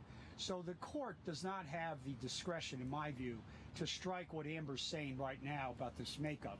But that's a very good question. That's a very good question. And we made this point on the air last week. Neil Rockhind and I and Joseph Scott Morgan, we were all talking about this. Elaine Benohoff didn't just pull that palette out of nowhere. right? Somebody gave it to her. Somebody gave it to her. Amber Heard gave her that. I mean, like, I don't know that for a fact, but I know that Elaine Benohoff didn't just pull this out of thin air and say, this is it, right? So I think that's going to be something that's going to come up on cross. Am I wrong? That will come up on cross, and they're going to hold up a duplicate mascara container to illustrate the point.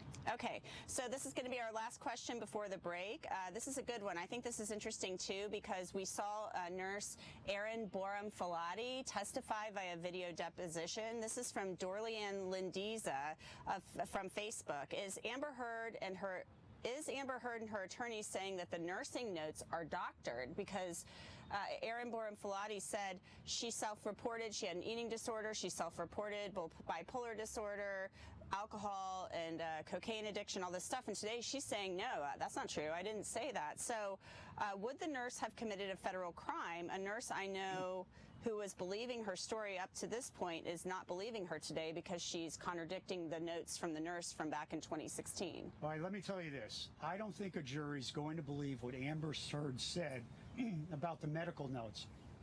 What I think is going to happen is they're going to believe what was written in the notes. They're going to believe the nurse, and what Amber said about the notes. That's just it's not going to lend much credibility to Amber Heard. That's probably one of the weakest parts of Amber Heard's testimony. The nursing notes. That she's walking away from the nursing notes. I think that's a very weak part of her testimony. All right. Keep those questions coming on Facebook, Twitch, YouTube chat, Twitter. Submit them. We'll get them answered. We have to take this break for the network, so stay with us, everybody on YouTube and Twitch. We'll be right back in just a few minutes. This is just a commercial break for the network. You're watching For the Record on Law and Crime.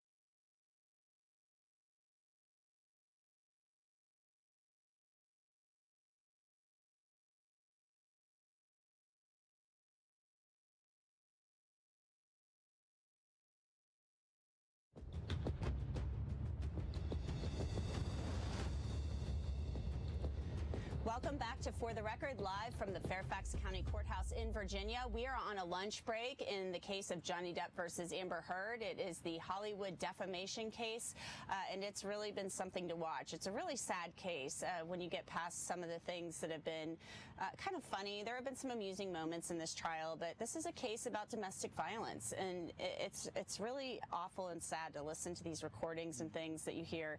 I hope people are really paying attention to that part of it and taking some lessons away from this. We are going to go to a question, and joining us, Jean, now is for Florina Altschiller, pardon me. She is an attorney joining us this hour. Florina, welcome.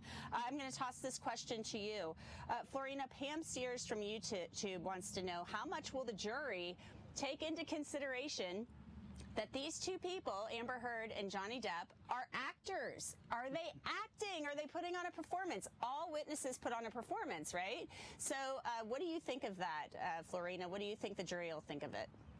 Yeah, what a great question, because this really is a unique situation. In every case, the credibility of a witness is going to matter, and it is the job of the jury as the fact finders to decide how much weight to give their testimony.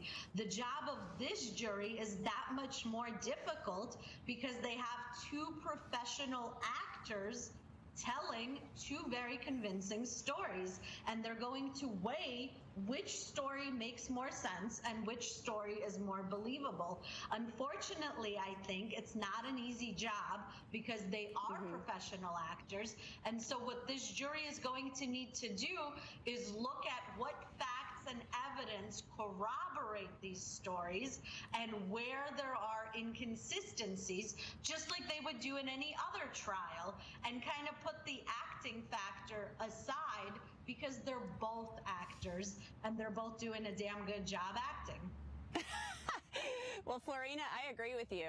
So I think they're doing a fine damn job, too, of doing the acting as well. And what I want you to really think about here, you know, I think I remember taking a class, a sociology class in college, and there was something I remember that stuck out to me, that life is a stage, right?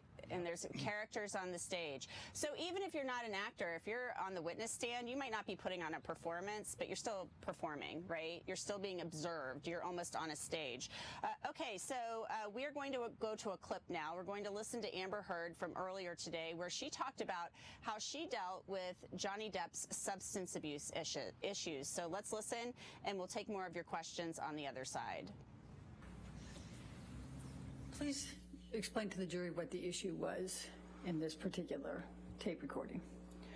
Well, Johnny at the time was wanting to go and drink downstairs at a bar, and we were talking about 15 minutes because the last several times he had done that, it had been days. He'd disappear on a bender, get really sick, and you know the drill by now, having heard enough from me. So another issue that we were having at the time, or that he was having at the time, that affected me is that he would pass out and vomit. And vomited very, very regularly at this stage. He was obviously drinking again. I'd given up fighting with him on that at that stage. And what I had a habit of doing is turning him over onto his side so he doesn't choke on his own vomit. It's very common for people who do that to asphyxiate. At least that's what I understood. So the advice I got was to turn him to his side, put a pillow underneath his back, and turn his head so that he didn't asphyxiate. And one time I was doing that, and he swung at me, and I told medical. And after I got their advice, I realized I can't say what the advice was, but after I got that advice, I stopped doing that. I tried to, as much as I could, leave him and just be ready to call 911 or help if I heard him choking. And sometimes that happened behind bathroom doors. Jean, what do you make of this testimony with Amber Heard talking about having to turn Johnny Depp over? She says so he wouldn't choke on his own vomit. It almost reminds me of like Jim Morrison or Jimi Hendrix or something, you know? Like, I mean, it's horribly sad to think that somebody could be in that condition. But it didn't sound like Johnny Depp, you know, really thought, like on his testimony, it didn't seem like he was corroborating that. So your thoughts on this bit of testimony? Well, I think what the jury's going to do, playing prognosticator, is they're going to analyze Johnny Depp's testimony and Amber Heard's, and they're both actors, okay? And Johnny Depp was admitting that he went on these binges, but he only went so far. He really backed away from blacking out. He backed away from vomiting a little bit. And what the way she's describing this, it doesn't sound like she's acting. It's too lucid and natural and extemporaneous in the way she's describing how she was trying to save him in her mind because he would vomit and get sick all the time. And this corroborates her story, that her version of events, that he was completely out of control. He couldn't control himself. And the next step is, when you're like that, you could be violent against your wife. And I think this part of her testimony is helpful. The other parts about the nurse's notes and things like that, the makeup, not so much. But this part, I think she's hitting home with the jury, in my view. The nursing notes really stuck with me. It'll be interesting to see how much the jury focuses on that, since they're sitting there taking notes. Okay, our next question, Florina, I'm going to toss this one to you. What are your thoughts on the impact that this case will have on domestic violence in the future and domestic violence cases? People who find Johnny Depp to be a compelling witness, which many people do, will actually have their eyes open to the possibility of male victims of domestic violence. And I could tell you, as somebody who has previously been a prosecutor and worked in domestic violence, there are male victims. It happens. There are males who fall victim to male partners and males who fall victim to female partners. And it's a lesser known thing. It's not as widely addressed, really, and most of the time we think of domestic violence as female victims. And so I think and I hope that if this trial does anything, it actually opens society's eyes up to male victims of domestic violence, to a gender-neutral view of domestic violence. And certainly I think in this case there's a lot going on in a dysfunctional relationship where both are treating each other pretty horribly. And I think that's a good point you bring up about the men that men can be victims of domestic violence. I mean, that's not a new phenomenon. It's just that men don't report it. And a lot of women don't report it either. But I was having a conversation with Dr. Catherine Kuhlman, who's on our network sometimes, about this last week. She was on my radio show. And she said, she's hearing from male, clients of hers about this. So, there are male victims out there. I've actually known one. So it's really, really sad. All right, Tiffany Elock. Jean, this is a good question. Tiffany Elock from Facebook. With regard to Amber Heard's testimony, she originally testified that she didn't cooperate with the officers responding to the penthouse because she was advised by her entertainment lawyer that she spoke to before the police arrived that she shouldn't cooperate. And she said today, I told the police officers on the advice of my attorney I'm not going to cooperate or I'm not going to file a report. But then she said later in her testimony she didn't want to get Johnny in trouble. So Tiffany wants to know, do you think that the cross will catch that she gave two different reasons, or do you see those as two different reasons? Well, I think those reasons complement each other. I do believe that she talked to her attorney, and I do believe that she didn't want to implicate Johnny Depp. I don't see a great inconsistency. Will they try to address that in cross? Yes. But I do believe, I think a jury will say both are accurate and they're not inconsistent. That she did talk to her attorney and that she tried to protect Johnny Depp. I think that part of her testimony, I think, is reasonably believable. Okay, Florina, our next question is from Keyforge from YouTube. These names really crack me up. Can you comment on Amber dropping the term, quote, bruise kit? She said that right before we went to lunch, into the mix. That has to hurt her, right? That's Keyforge's question. Ultimately, each of these individual facts is going to be a question for the jury as to, one, whether or not they caught that fact and determine whether it mattered to them. And two, how much weight do they want to give that fact if it's a fact that they caught? Remember, we're into a third week of trial now with many more weeks to come. I don't know how intently they're taking notes and what they're remembering. Chances are each of these facts, which our audience is doing a phenomenal job catching and remarking on, right? Each of these facts will need to be brought back up in closing argument for the jury to be reminded of it and for the jury to give it some weight if they even remember it. And that's why I think it's going to come down to a really strong closing argument to put each of these facts together and to explain to the jury why that fact matters, if it does at all. We might need to hire some of these people asking the questions because they catch a lot of stuff. They could be like professional. They could be our producers or like note takers or something. Yeah. I mean, they've got some good questions. They notice a lot. Nothing gets past them. All right, this one to Eugene, Nikki1303 from YouTube. Today, Amber Heard corrected her answer from her last testimony on Thursday and Friday. I think this person meant Thursday, Nikki, because there was no court on Friday. Is this allowed? And this has to do with when the domestic violence first occurred. She said 2013. Now she's saying 2012. Is she allowed to do that? Absolutely. I had countless witnesses.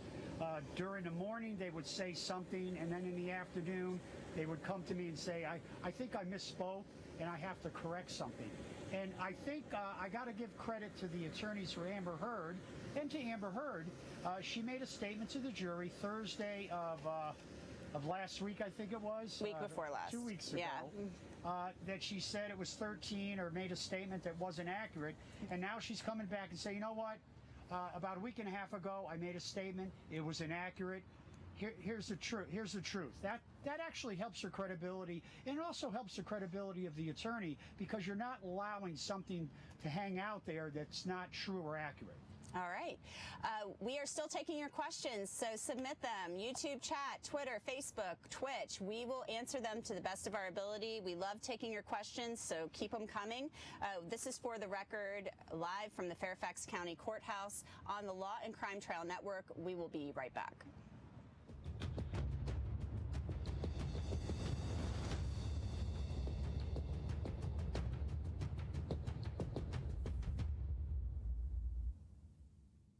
All right, what I think it is,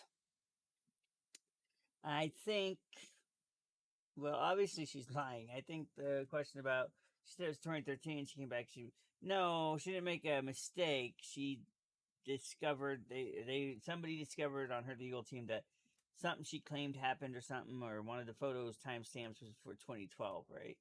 So she's like, whoa, wait, it was 2012 when this started happening, not 2013. So that they can fall back on that evidence and say, and it makes it look like she's just correcting an error. I think that's more what it is than anything else. This whole thing, I think she's just an awful actress, and she's quite clearly acting. And I know they're trying to be impartial in this, but yeah, she drops the thing like saying my bruise kit, right? Like, what the heck? Now, that can be taken multiple ways. Kit for when I got bruises, or in her case, more likely because there's lots of evidence where this photo with me with the bruise on my cheek, and then the very next day, nothing, and people could say, oh, that's makeup, but she's seen out in public. She's not on talk shows or anything. She's in public. Just hanging out with no makeup on. She's just hanging out. I mean, I don't know. I know she's crazy. Obviously, she's not all there. She's not I'm not even you don't even have to be a Johnny Depp fan to know that there's not a lot. Okay, look at it this way. Here's the best way to explain it. They have all this evidence because Amber Heard secretly recorded a bunch of these interactions. She did the recordings herself, and these recordings only show her abuse, like show evidence of her abuse towards him. So she could pick and choose when to record. That means that day Johnny came over and she's like, "Oh yeah, we agreed to let him come over. You know, in the daytime, he just lost his mother." That would have been the perfect time for her to record, knowing that he might be upset or things might go awry. But she didn't. Like, and she can make it sound like she's a compassionate person. No, she didn't, because she knew nothing was going to happen. She only did these recordings when she thought she could provoke something out of him, right? When she thought she could provoke a reaction out of him that she wanted. And every time, like, the most you see is him slam some cabinets. Now, all circumstantial, like, you got to look past that too, but at the same time, she was in control of most of these secret recordings. And so these were the most advantageous situations she could come up with, right? So she's been planning, and the secret recordings just, for me as a juror, lend, if I was a juror, I'm not, but if I was, lend me to think that she was planning this like an escape plan for, like, not in a way that it was abusive. She just didn't want to stay in the marriage. Maybe she's actually she's gay. Like, she says she's bi, but she's had multiple female partners. Maybe she's just gay and she's looking for a way out to make some money. And so this was a plan that she kind of, she started early on. This was her plan.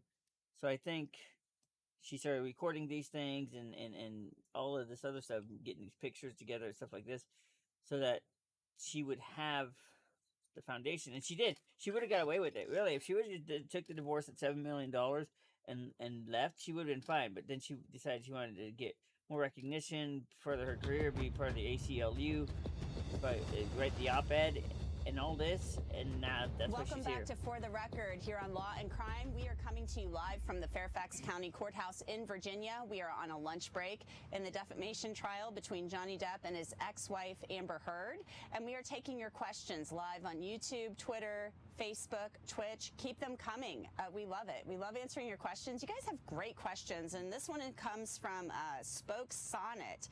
I hope I'm pronouncing that properly, from Twitch. Florina, I'm going to send this one to you. How much longer does Amber's lawyer Elaine have for direct testimony? When can we expect cross? You know, there's no cutoff. Great question. Yes, there is a cutoff. She's going to lose the jury at some point if she goes way too long, right? Ideally, what you want to do in a good direct examination, the judge said they had or X amount of time left. Anything that you're presenting is you want to get in, you want to get the details, and you want to get out. Primacy and recency matters. If you're going to do a direct examination that's going to go on for 3, 4, 5, 6 days, at a certain point, you lose the jury. But there is no rule where a judge can cut her off or stop her, because she has as much time as she needs to tell the story that she's telling. And if you recall, Johnny Depp was on for multiple days too. So it's not really one-sided that she's taking too long, but certainly if she Johnny goes Depp on was not for on many days, they it's didn't going to start getting lost. His team didn't talk to him so for this next days. question, He was cross-examined by her. Comes from Her team Sandra likes to take Buttress. a lot I of hope time. I'm pronouncing that properly, from YouTube. And Sandra, if we haven't hit your questions before, we apologize. This is the first time I'm seeing your name, but please keep the questions coming. Sandra asks, how will the jury take it when Amber said, quote, "I have never done coke," and today she said she has? Please answer this question. Okay.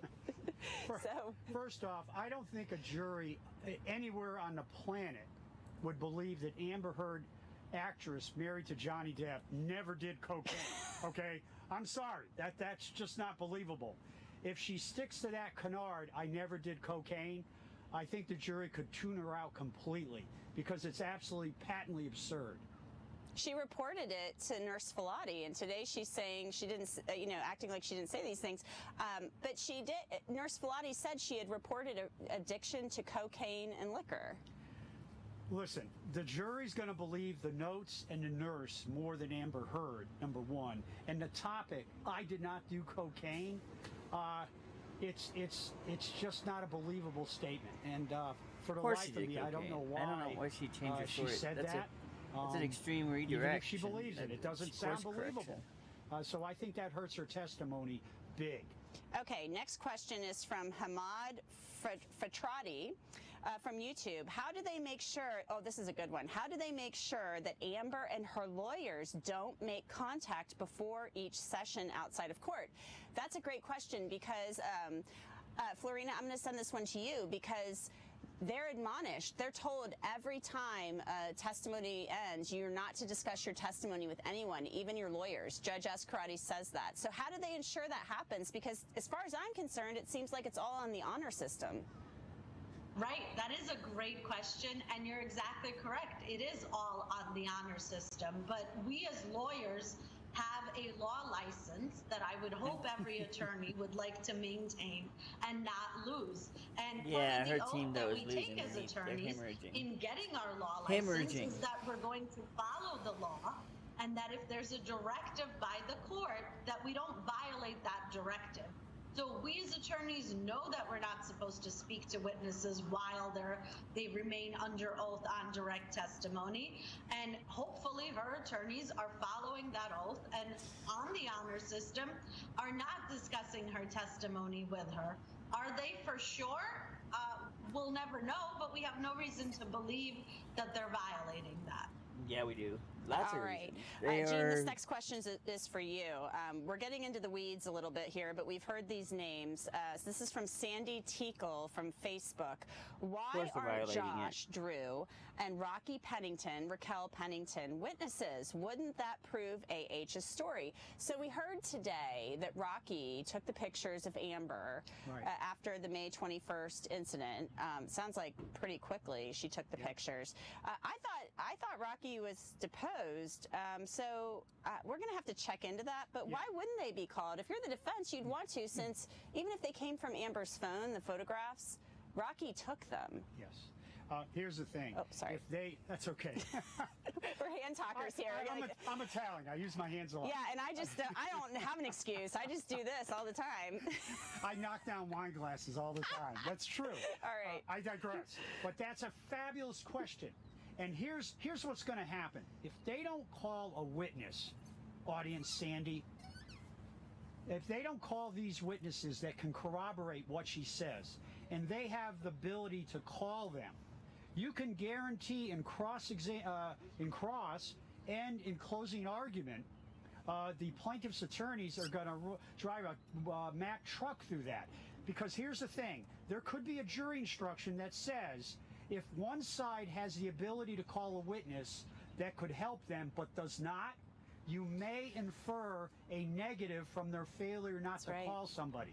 It's like if you have an alibi. I told Gene Rossi I was in Chicago and not D.C. the day of the murder, and you don't call that person as a witness, there's a jury instruction on that, and that's something they will pound in cross or especially in closing argument.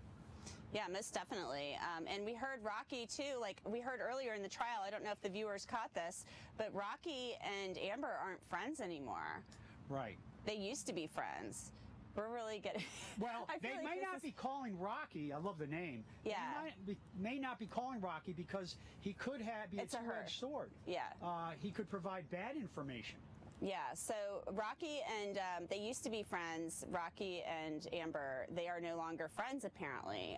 So that's an interesting thread that I would like to pull on. All right, so I guess that does it for us here at the courthouse. Florina Altschuler, thank you for being with us. Yeah. I know you're going to stay on. That's it for me. Why That's it wouldn't for you Gene. call We a love witness doing that was this with there you, so we're going at to the take a break time? because court should Like- be coming back any moment now. You are watching For the Record It's live weird, from the right? Fairfax County Courthouse on Law and Crime. You have these people that are certifiably were there. You're telling your story that they were there, and she got between us and put her hands up and said, "Stop, Johnny! No, just stop!" Like she was taming a horse, you know.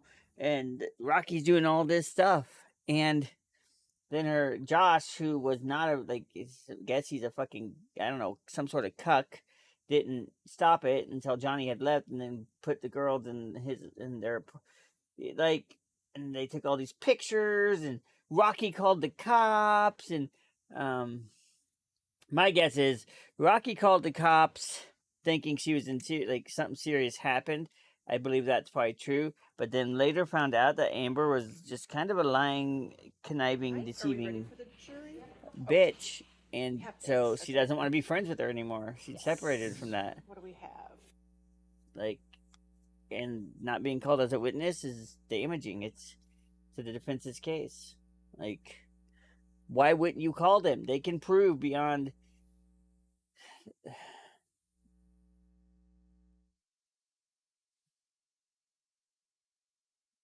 I mean, if you had those two up there, it'd be strong. It'd be a strong nail.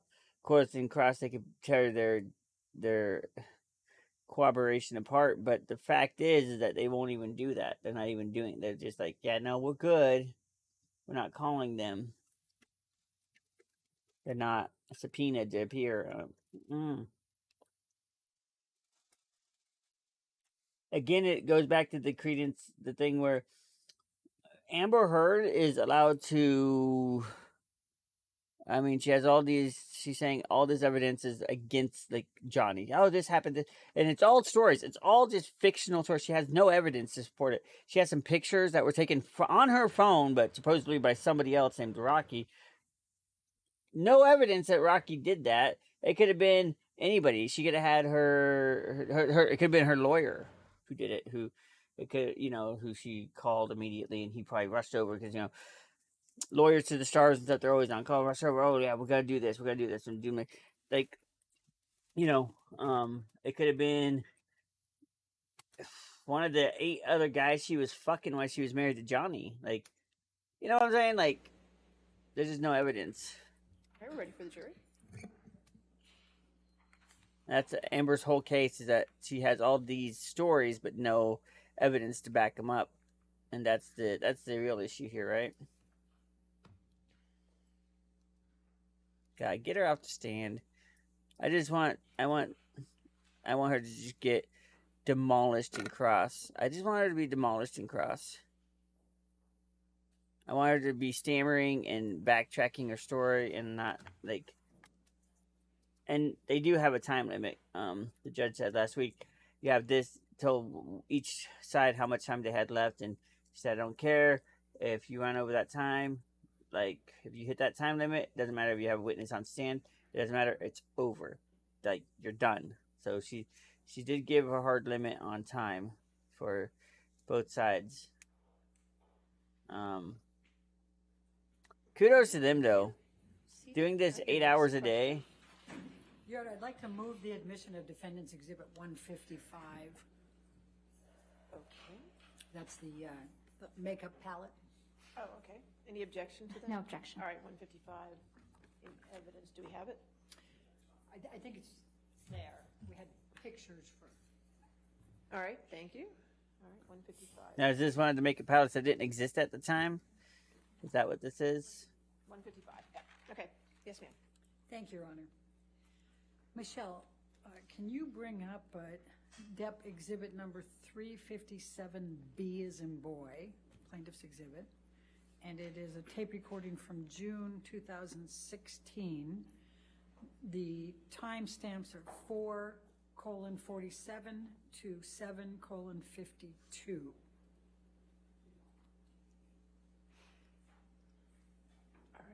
Is that in evidence yet? I'm going to move the admission of it. Okay, so was that going to be for the whole 357, or is that 357A, or is that? That's just B. I have that as B as in boy. I think there was a portion that okay, was 357B. Any objection to 357B? Yeah, I object to everything that the defense is doing. Thank you. I don't trust those lawyers for. The basic fact is like it was private for days after I filed. You did not have to file. That's not the move that the other party has to make. Okay. And it's just not. Okay. And you did. Okay. Well, your team did. Okay. And then within 5 minutes, it was in T&Z. You just do the math yourself without any other thing, and it's very clear. Okay. And I don't know if you knew that. No, I didn't know that. And if that's the case, I'll acknowledge it. And if you say you have proof, then I'll acknowledge it. Look, it doesn't shock me that any fucking it seems to make sense. attorney would do something like that. It doesn't, it doesn't shock me. But I'm telling you now, if they file the fucking papers tomorrow, which means the shit I gotta file before we go to court on Friday. Listen to how calm he is. Another recording of hers. First of all, it's very bad for both of us. Okay. Well, he's going to file anything that they think is bad for you. Trust me. No, you're what you're saying. You got to do something to protect yourself, which means throwing me under the bus for some video about me beating. Not me. I have to respond. Legally, meaning I'll have to go and pursue I have to pursue the whole course of action, because here's what you don't understand. If we do this, and no, because I called my lawyers and I said, why aren't we negotiating more? What is going on? Where are we? And they're like, everything is on their court. We literally they won't settle. Your agents won't. Your lawyers won't settle, baby. I'm telling you. No, we want to mediate. We even have we even found mediators and everything. Like, that was all worked out. The thing that Laura didn't agree to was she did not want to agree to a mutual gag order. And that's the problem. Like, she doesn't want the gag order. Why, Johnny? Why? Why wouldn't she? Why wouldn't she want both parties to not talk about this in the press? By the way, just talking about the press, not even talking about the court. Okay. Why? I'll tell you what, Amber, let me get on that right now. I'll fucking get on it right now. And I'll get He's just a message lying. back to you somehow. No, we want to settle. We do. We got mediators and everything. I'll get on She doesn't right want to now. settle. I just want you to know I've not done anything and have not been doing any moves. Like, look it up, the timeline. Nothing was on the offense. Everything's been a defensive move because I'm being called a liar and a gold digger. Because And you I'm not are. lying about any of this shit, and I am not after a dime of your money. And Oh, shit. Way to cut it off Do you right remember there. when you had this discussion with Mr. Depp? Yes. When was that? I believe that was June of 2016, so after the divorce, while we still had the restraining order. Okay. And what, if anything, was going on with respect to a gag order at that point? Objection calls for speculation. I'm asking her. I haven't. All right, overruled. Good. I was trying to get Johnny to stop the smear campaign that he Objection, launched. Your Honor. The smear Hearsay. campaign. Lack of foundation. What, if any, discussion did you have with him about a smear campaign? Johnny told me that he would ruin me, that no one would ever touch me, meaning professionally, no one would ever work with me again, that I'd never work again, that I'd be selling Depends, is what he said, and that he'd ruin my career, and he refused to not engage with. Up until that point, he refused to not engage with the press by leaking. Objection, Your Honor. false. Calls for speculation. How is that speculation? This is what he's telling her, correct? Right. Okay. All right. I'll overrule the objection. And up until that point, I was trying to, get him to call the dogs off, call it off, because it was forcing me into a position where he was calling me a liar, and he was forcing me to prove it. Because you're a And liar. I knew that wasn't going to be good for him. Sorry. And Oh, I she's just kept saying, lying. Don't make me prove it. I don't want to. Oh, calling me a because you liar and can't. having a really sophisticated, very, very well paid, very sophisticated PR machine. Objection, Your going Honor. overtime. Calls for speculation. All right. I'll sustain the objection. I'll move on. Let's go to Depp Exhibit. That's Plaintiff's Exhibit 357C. That's 12:30 to 16:30. I'm going to move the admission. Any objection? No objection, Your Honor. All right. 357C in evidence. All right. Michelle, if you can play. I'm not, it's not about that. It would not be about me throwing you under the bus. You know what it would be? It would be released through documented people coming on the record and having the protection to do so. You don't even know that lies. haven't had Say yet. word, It would be scare 'em. eyewitness statements. It would be evidence, tons of it, and it would be through years, and it would be unbelievable, to imagine that either I'm in a secret fake club, or B, I've had A secret what? I've had a secret fight club, or that I have been plotting to do this for 3 years, and while taking pictures of it and documenting it, just saving it up for the right time when I'm not asking for any money and have nothing financial to gain from it. But no one is going to believe that. No one is going to believe that one of the two alternatives, either I'm in a fight club, or I've been going through hair and makeup, or going through makeup through all these years, where I have corroborating text messages between people that match those dates of those timestamp validated photos of either corroboration between people hearing us, or I think I have a chance to get big bananas off him. Whitney sending text message to Kevin, him responding, or the kind of stuff like between me and people in your life. It is insanely cross corroborated. Then it is a plan. I'm going to put makeup on myself and take pictures throughout the years. Her shit is just a circus. It's circus. She's while having this imaginary life run parallel to it. Do you understand that the pictures I have match with text messages to my mom back and forth about it, and text messages between, say, Raquel and my mom, or Raquel and my dad, or between my two friends. Or there's a text message where I tell Jody the night before I had that James Corden night show thing, where I say, hey Jody, I've had an accident. I think I have a busted lip, I may have a busted nose, and 2 black eyes tomorrow, because I don't know how that will be until the morning every day. But I don't know how. I'm icing it. I'll let you know in the morning, and things like that. It doesn't matter. There is nothing there. Nothing. And all of that won't be me throwing you on the spot. That will be evidence in this. not evidence if it's not. It will be criminal as well, because I cannot go on Friday and file without filing a police statement first. And the only reason I haven't filed that police statement, which has been used against me by Oh, the way, you're a martyr. I get it. and the only reason You're a I haven't passionate person. done it is because I don't want to hurt you, and that means it goes out of my hands. And the third-party prosecutor come, and a criminal lawyer come, and they went, the problem is, hearing from you, your biggest struggle is that it's the most solid evidence case of domestic violence I've ever seen, and if you give this over to them or present any part of it, He's trying to, yeah. And I felt like I'm not, I would never want that for you.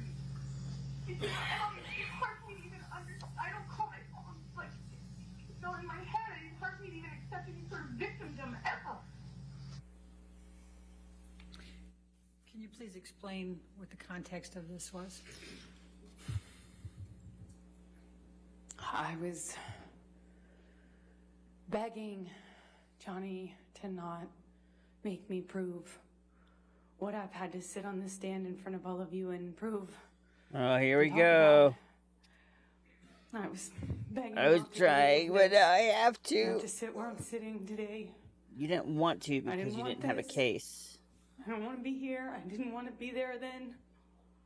And I was trying to point out something to somebody who I thought did not have a firm grasp on reality. Okay, now you're Objection trying calls to for speculation. call his... Overruled. I Overruled? was trying to point out how absurd. It called to fucking... How absurd it would be. Okay. Judge, that was a dumb call. For him to keep making me prove this by calling me a liar. I was trying to get him to not call me a liar because everything It's I trying had to get said him to to not date call me a and everything liar I so said that to date now everything is the would be truth. corroborated. And I was begging him not to make me prove it. That there were photos. Oh, that there don't were make me witnesses, prove it. That there was my testimony. There were years of me with injuries. Injuries. On the dates where we were fighting. On the and they were days we were documented. fighting I and mean, documented. They wasn't pictures from documented. You 2012. took them yourself. You didn't let the cops So I take was trying pictures. to say So it to wasn't him documented. It was you saying it You happened suppose with that pictures people from would your rather phone believe this is a hours hoax? after it happened. That doesn't Elaborate. mean documented. It means you had time to put makeup on. Campaign for what? Or that what? It just seemed crazy. And I thought no one was advising him in his best interest. I thought no one was telling him the truth. I know he's surrounded by yes men, and I thought nobody was saying to Johnny, this is crazy, don't do this. And I didn't want to hurt him. I didn't want to hurt him. I loved him. I loved him so much. That's why I'm explaining to him why I didn't file criminal charges. I didn't file a police report, even though it was being used against me. I didn't want this to go to a prosecutor. I Used didn't want against you this because to it should be used against you. hurt Johnny. I don't want this to hurt Johnny. You're exhausting. Michelle, You can you can't- bring up Depp Exhibit You can't give a shit. 357D as You in can't David? give a fuck less if it hurts Johnny. And that is 17:25. Don't want it to hurt Johnny. 17:37. I'm going to move the admission, Your Honor. All right, any objection? No objection. All right. Any evidence? 357D.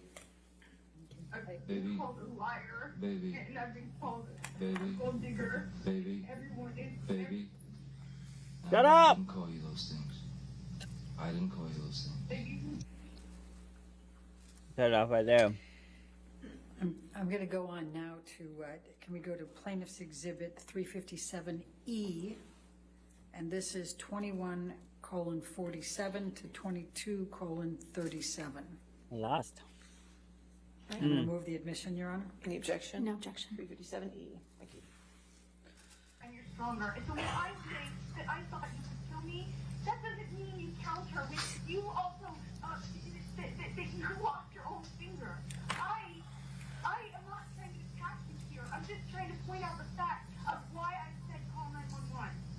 Because you had your hands on me after putting the phone in my face, and it got crazy in the past, and I truly thought I need to stop this madness before I get hurt. Oh my God. And I never think about myself that way. I never defend myself that way. I never see myself as a victim. Until fault, you know? All right. Yeah. And when they came, I did not cooperate with them. It has been used against me, not by the media, by your side. And what are you referring to there?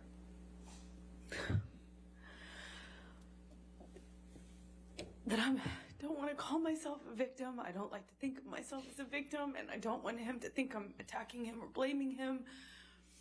I'm pointing out I didn't cooperate with the police, that I didn't want to get him in trouble, that I didn't want to hurt him. I don't want anything from him. Just don't call me a liar. It's all I said. Just don't call me a liar. Even though I'm a liar. Just don't say this isn't real. Because I'm the walking proof of it. You're not. You're proof that you can make up stories. I'm going to ask to bring up Plaintiff's Exhibit, Depp Exhibit 357F as in Frank, 24:04. She's an ugly crier. Some people cry better than that. She's just ugly. And she tries to put too much emotion on her face when she does it. That's how you know she's acting. She's trying to convey as much emotion in as short amount of time as possible. What about mine? Joe. What about mine? That's what it keeps, I'm trying to say to you, literally in words. I'm out of my mouth, that's what I'm trying to say to you. Every step of the way, I have said to them, the thing is, they're hurting Johnny by this, because every time that they call me a liar, or they say this is not true, or Steven, this text message did not actually happen, or that your security guard, which by the way was a follow-up to your security guard thing they never saw abuse happening. The same security guard who, by the way, have said to me multiple times that I was going to get killed.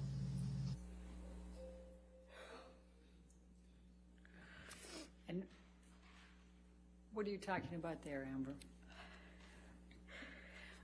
That even though Johnny told me that his guards would say whatever he needed them to say, that they were the same guards who had told me that I would lose my life Objection, Your this Honor. way. Hearsay. All right, sustained objection. It came in through the tape, so that's all right. We're fine. Let's go, Michelle. Your let's Honor. go to- If we could approach, please. I'm sorry.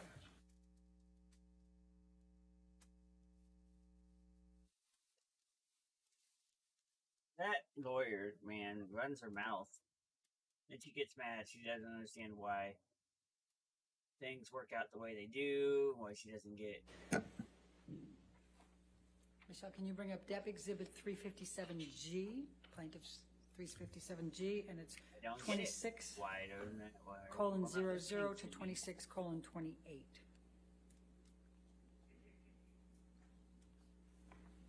Why is this a thing that's happening?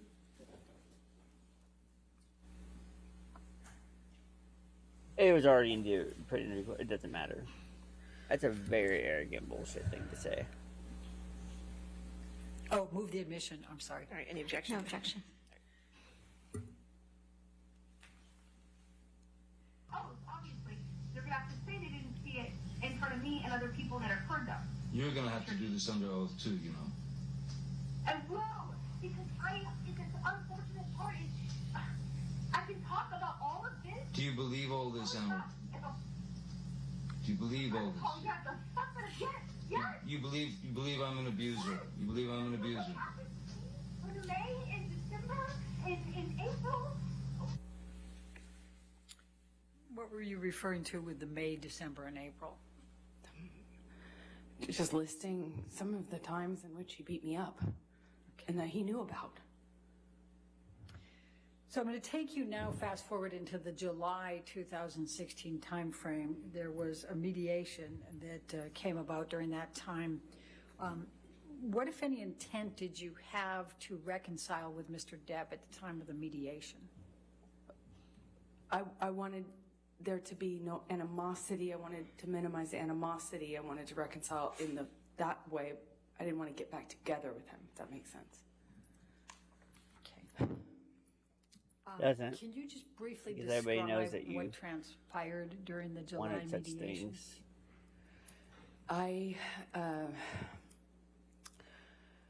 Even though I had a TRO and I wanted to move on with my life, the campaign I mentioned earlier, the smear campaign, the article after article, the hounding me, the, leaking fake. Objection, Your Honor. Non-responsive.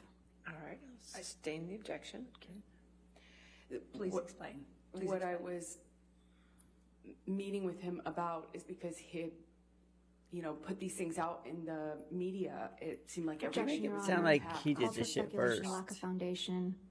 All right. Did Mr. Depp discuss with you that he was putting wrote these an out in the media? op-ed. Objection leading. Oh, overruled, I'll allow it. Yes. Okay, please explain. He told me he would tell his team to back off and to back off effectively if I agreed to do certain things. One of which, there was, he wanted me to, drop charges. He wanted, or some version of that. He wanted me to get back together with him and go on tour with him in the tour bus. He wanted me to do certain things that I thought were impossible and that would definitely go against all of everything that I stood for and had earned in getting my TRO, getting my restraining order and moving on. But I had to break the TRO in order to beg him to stop the machine, the press machine, because I feeling like I couldn't live my life. I was being dropped from commercial opportunities. Oh, shut up. A campaign had dropped me. I mean, it was just, I had never been inundated with that much press. Every single day, me and my family were, and every witness, anyone who even indirectly supported me got bombarded. And the media Objection. campaign Calls for speculation. Lack of foundation. I'll stay in just the last part of that, all right? Okay. Next question. Okay. We heard Christian Carino testify earlier. Can you describe to the jury what your relationship is was with Christian Carino? He was my commercial agent, meaning he handled things like campaigns for a short amount of time, and then became Johnny's agent around the time of the divorce. He was a kind of mutual friend at the time between Johnny and I, and so he helped us kind of negotiate or mediate a time where we could meet, and my goal in that was to just beg Johnny to stop doing this. Objection, non-responsive. Overruled. That's right. What, if any, desire did you have to return to Mr. Depp after the divorce? None. Now, you heard Mr. White testify that he engaged in negotiations with you during the settlement process of the divorce. What, if any, discussions did you have with Mr. White? None. The first time I saw him was on the testimony screen in the UK during the UK trial. I've never spoken to him. So he didn't negotiate your settlement? No, he did not. What was important to you in the divorce negotiations? The statement. That was it. The statement. I wanted a mutual statement, and I wanted him to call get the press out of this. Just make a statement, and in that statement, clear my name. I wanted to clear my name. It's all I have. I said this to him too, and he knew this. All I have is my name. I come from nothing. All I have is my integrity. All I have is my name. And that's exactly what he promised to take from me. Why did you agree to accept $7 million as your settlement?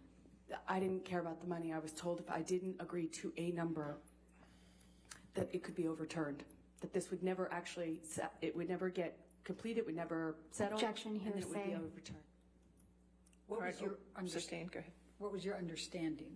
That if I didn't agree to a number, it would be overturned. So I took far less than what they were offering and what I was entitled to. And why did you donate it to charity? I promised the entirety of it to charity because I was never interested in Johnny's money. And in the divorce, I just wanted my safety. I wanted to move on from my life. I wanted my future. And then he started compromising that, calling me a liar, making it impossible for me to move on. By doing so that I wanted the truth. I wanted him to clear my name and to leave me alone. I've been saying that since 2016. So why did you donate 3.5 to Children's Hospital and 3.5 to ACLU? Well, I pledged the first half, or 3.5, to Children's Hospital because I'd been working there as a volunteer for well over a decade. I knew the facility well. I'd worked there with another nonprofit is how I got affiliated with them, and I knew they could use the resources. I was familiar with it. And what about the ACLU? And then ACLU because I was a supporter, because I believed in the work they were doing. I believed that they were doing good work for people who deserved it. Why did you make the donations over a period of time as opposed to just a lump sum? Two reasons. The short of it is because I was receiving the settlement in installments. I was receiving the installments over time. Second of all, so I could get the tax benefit of paying overtime. It's my understanding that's how you pay these large sums. You pay it over time. Did you make any payments towards these donations? I did. Okay. Approximately how much? I allowed for the first installment, which is $100,000 to each. That came straight from Johnny in 2016. I followed up with $350,000 that year, 2016. 2018, I did another. Oh, and I also donated to $250,000 to Art of Elysium, which is the affiliate I was just speaking about, that does the work in the Children's Hospital. It was not going to count towards my overall pledge, but I did that too. And then I did another donation to each in 2018. And then Johnny sued me, 2019. Before we get to that, did anyone make donations to the Children's Hospital or ACLU on your behalf during that time period? Yes, Elon also, Elon, who was my boyfriend at the time, had his own charitable contributions that he made. He made $500,000 to both in my honor, in my name, in 2017, I believe. And have you completely fulfilled your donations to the ACLU and the Children's Hospital? I have not yet. And why not? Because Johnny sued me for $50 million in March of 2019. And I have spent over $6 million. Objection, Your Honor. This is a motion in limine.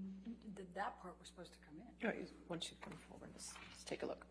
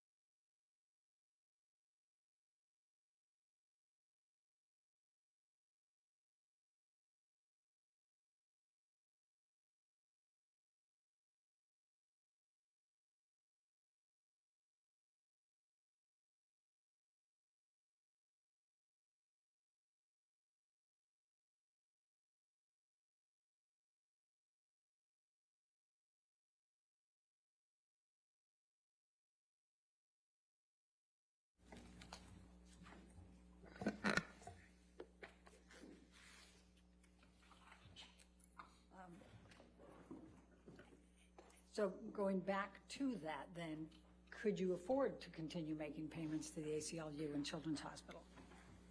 No. Okay. What, if any, intention do you have to fulfill your pledges and donations to these organizations? I still fully intend to honor all of my pledges. I would love for him to stop suing me so I can. What, if any, deadlines are there on your pledges and donations to the ACLU or the Children's Hospital? There are none. They understand. Okay. Now, let's go to Defendants Exhibit 1458, which is already admitted.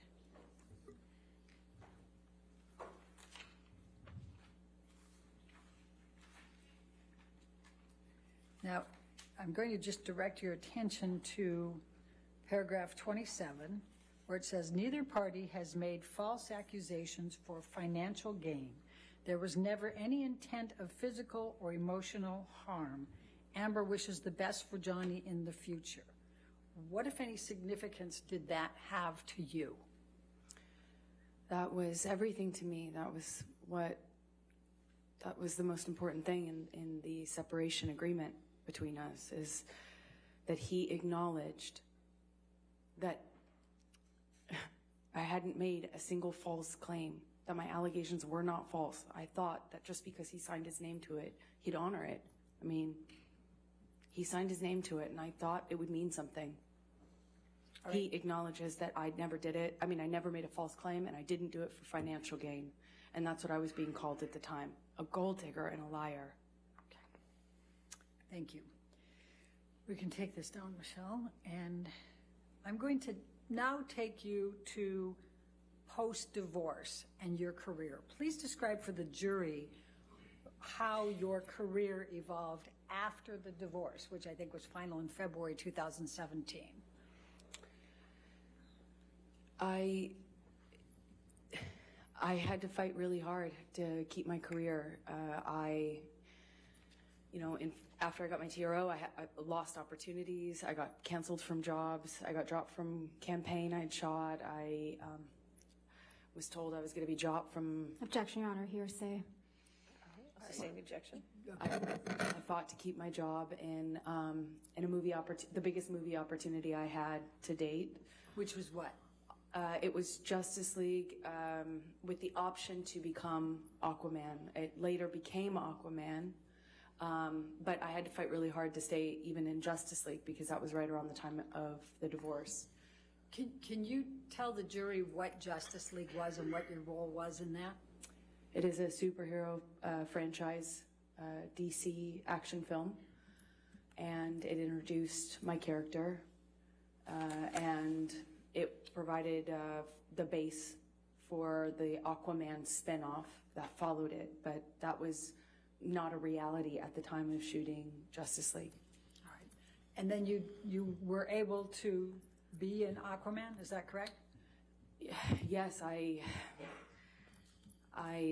kind of showed up to work months early and stayed really late to fight to keep the job. I managed to keep it.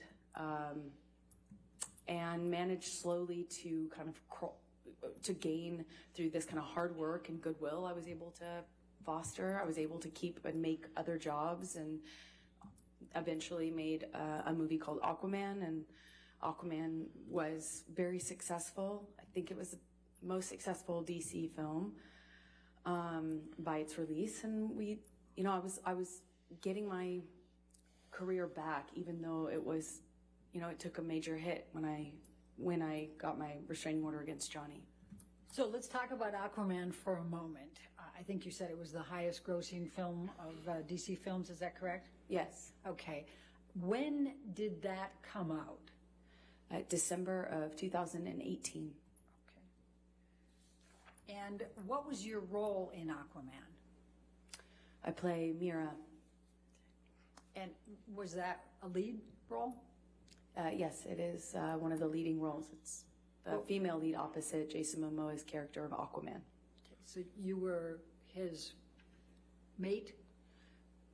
You could say that, yes. I was his love interest, I was a female lead of the movie. Okay. So in December of 2018, as Aquaman's coming out, why did you agree to participate in the op-ed? Well, because I believed in some of the causes that the op-ed was seeking to advance. There was a lot of attention and energy around gender-based issues, gender-based violence issues in general. I had just recently become an ambassador for the ACLU.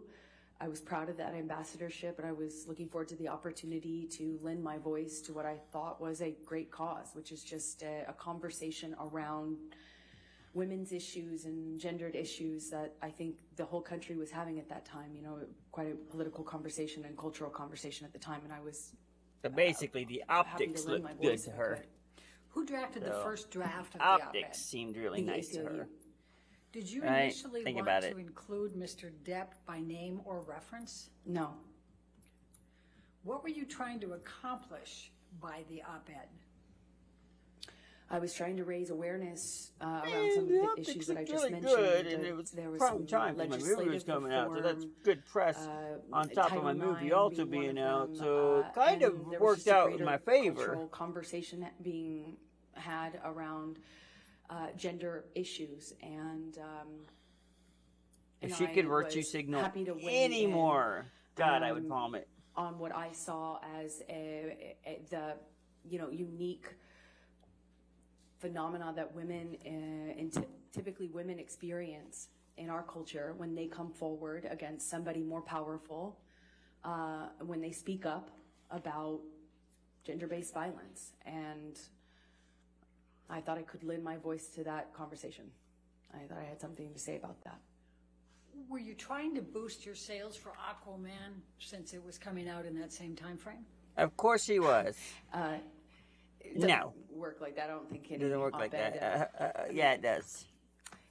A You know it major works like that. motion picture or major franchise like that is not aided I don't by think it the works like publication that. of an op-ed in the Washington Of course Post. it does. I'll put it that way. But the other way around can be said. I was wanting to lend my name at that specific time to potentially advance the causes within the op-ed. Because of your success as Mira with Aquaman? Yeah, just the publicity of the movie and the success of the movie would hopefully, in best case scenario, the attention from only the op-ed add would and lend create the itself, success of the movie. Would lend attention to the issues that the op-ed aimed to You're address. not even. What did you do? You're not even clever once about the it. ACLU had your agreement to be the spokesperson for the op-ed, to put your name to it? I sought the advice of my attorney. And why did you do that? Well, because I didn't want to get into any sort of legal issue. I didn't want to have any sort of legal problems. You're not even clever about it. That's the issue Talking here. about what happens to women or people when they come forward and speak about these sorts of issues, especially when they come forward against someone more powerful than them. Yeah, actually, really stupid. That backlash, the retaliation Look at Johnny, he's that just so people bored. He's like, face when they come forward is exactly what I was He's like writing me. about. He's And I waiting didn't for want his lawyers to Johnny cross-examine retaliate her. against me, and quite literally prove my point. Quite literally prove your point. And You poke him all this so time who and was the write counsel the op-ed. that you hired to Then you expect review him not the to op-ed? react. You're dumb. His name was Eric George. Where is he located? Los Angeles, California. How did you know Eric George? Eric George is the attorney who represented me in a different litigation against the producers of London Fields, the movie I mentioned earlier about having a body double and sex scene that I didn't approve of.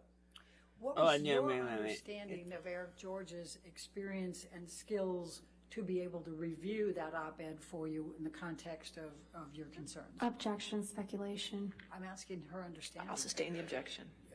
Next question. Did you have knowledge of Eric George's abilities at that time? I did. I thought he had an excellent reputation and would give me great advice. And what, if any, experience? What was your experience with him in representing you earlier? I thought he was a fantastic attorney, very smart, and I trusted him. Without going into the content of it, what, if any, of Eric George's advice did you follow in the context of the op-ed? I took all of his advice. I made all the edits he suggested. I took all of his advice. And what, if any, of Eric George's advice did you ignore? None. I mean, he's my lawyer. I listened to him. Okay. I'm going to ask you, if we can pull up, Michelle, Plaintiff's Exhibit 1.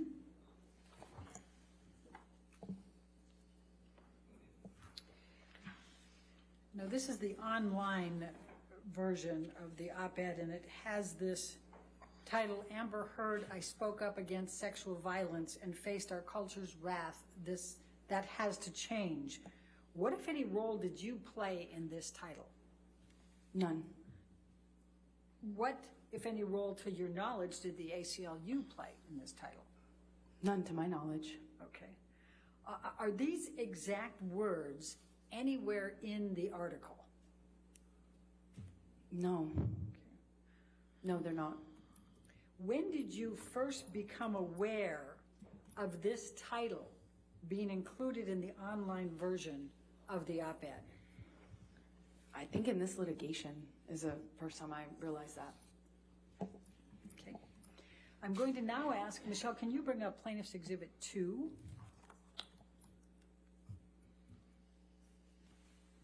And this has also already been admitted into evidence, Your Honor. Yes, ma'am.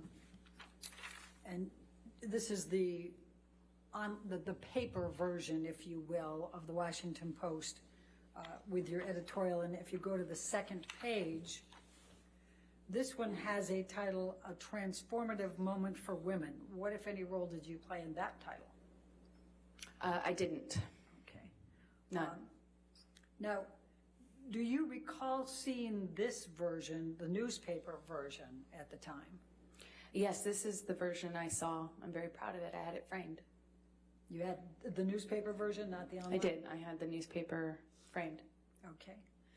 And now I'm going to ask you to turn to, and Michelle, can we pull up Plaintiff's Exhibit number 3?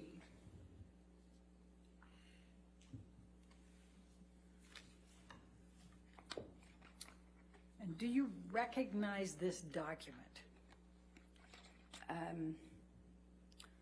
Yes. Your Honor, I'm going to move to admit Plaintiff's Exhibit number 3 into evidence. Any objection? No objection. All right, 3 in evidence. You If we can publish it to the jury. Thank you. Now, is it fair to say this is a tweet? Yes, Okay. it is. And can you explain to the jury what a tweet is for those who are not as social media oriented? A tweet is a posting on a social media network called Twitter. Okay. Now, did you send this tweet? I think so. I must have. Okay. And what, if any, control did you have over whether the title given to the op-ed online was included in the tweet? You don't have control when you're retweeting something. It's my experience that you don't control a title when you're retweeting something. You don't get a chance to re-editorialize someone else's title. Okay. And at the time you sent this tweet, do you remember even noticing that title? I do not. I don't think I even realized it. Have you ever typed the words from that title? No, I have not. Now, I'm going to ask you, let's go back to number 2, Plaintiff's 2. And I'm going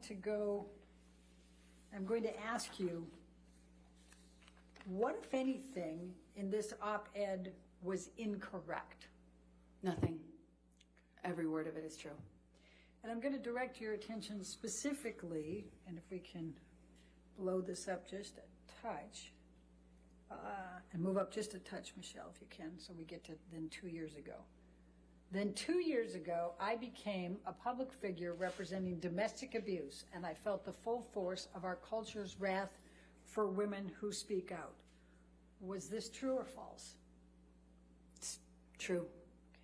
Okay. What, if anything, did you do about speaking up about domestic abuse 2 years earlier?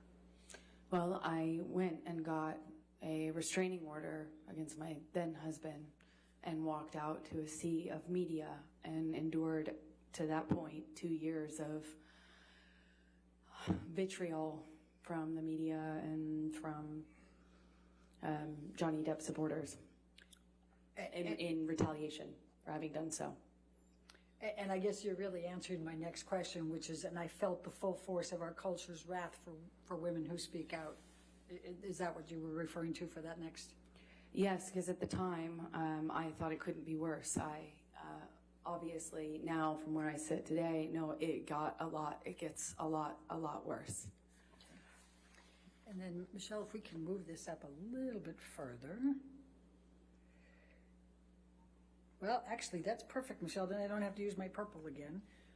Then you said, I had the rare vantage point of seeing in real time how institutions protect men accused of abuse. Is this true or false? True. Okay, and explain to me what you meant by that and how that was true for you. I got a restraining order. I had to prove to a judge that I needed one. I had a bruise on my face. I got a restraining order. I showed pictures. I had proof, and yet everyone, the media, the studios that, you know, both Johnny and I worked for, they were ready to support him. They made statements in support of him. They were ready to fire me. Objection, they Your attempted Honor. to fire me. Hearsay. All right, I'll sustain the objection. What, if anything, did you witness with respect to institutions? Meaning the people that we work for, the institutions we work for, the studios we work for, decision makers in my industry, filmmakers and powerful people and decision makers within my industry whom I had not ever even met, who didn't know anything about what happened behind closed doors in the marriage of Johnny and I, were making comments about me, statements about me. I was dropped from campaigns. It was hard for me to work. I was harassed. I'm harassed on a daily basis, death threats, and just the fact that wasn't, there was no parity. You know, the studio and these decision makers and such were so ready to support him and eager to Objection, Your Honor. Hearsay. I'll sustain the objection. All right. So what, if any, ill will or bad intentions did you have or intend against Mr. Depp by assisting in writing, giving your name to this op-ed, and in publishing it? None. It's not about Johnny. The only one who thought it was about Johnny is Johnny.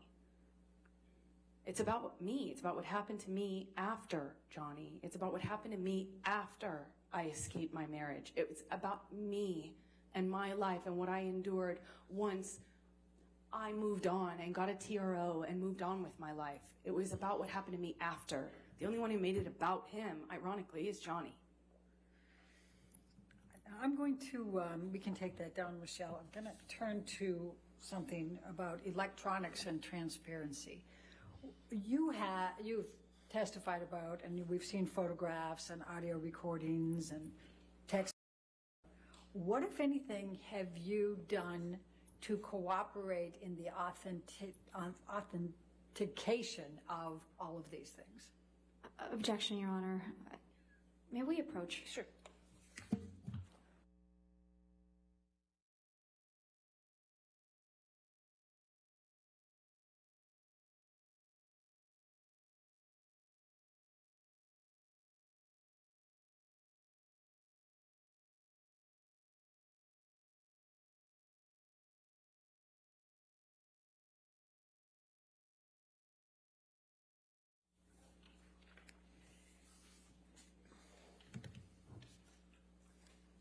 All right, I'm going to turn to your counterclaim. You have made a counterclaim against Mr. Depp in this case, correct? That's correct. And it's based on 3 statements that Mr. Adam Waldman, Mr. Depp's attorney, made, correct? Yes. Okay. I'm going to ask if you can pull up Defendants Exhibit 245. But, Your Honor, I'm going to ask, do we have It's already in evidence. Your Honor, if we may approach Okay, just sure. real quickly, because I think we can move this along faster if we do this ahead of time.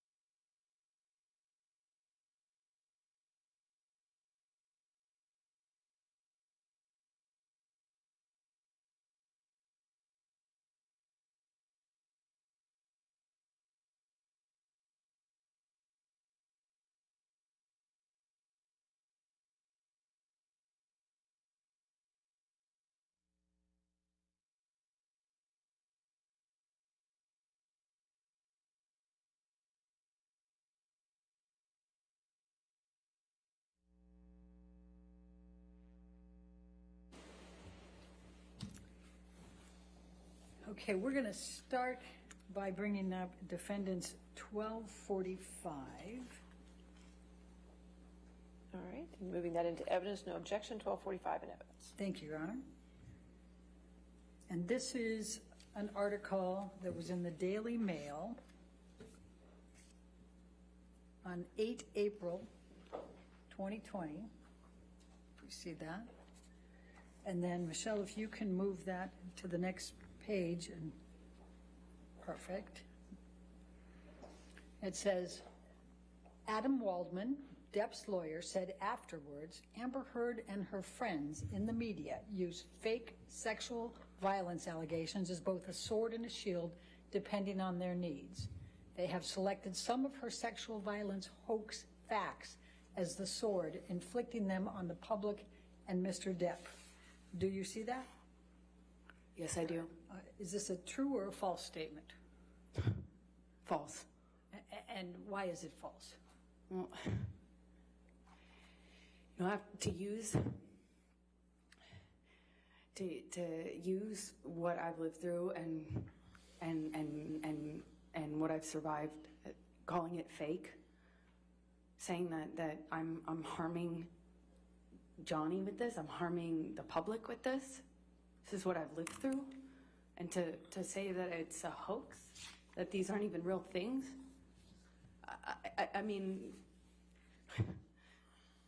after everything I've lived through and survived, and also I hadn't even spoken about the sexual abuse within my marriage. I had been protected.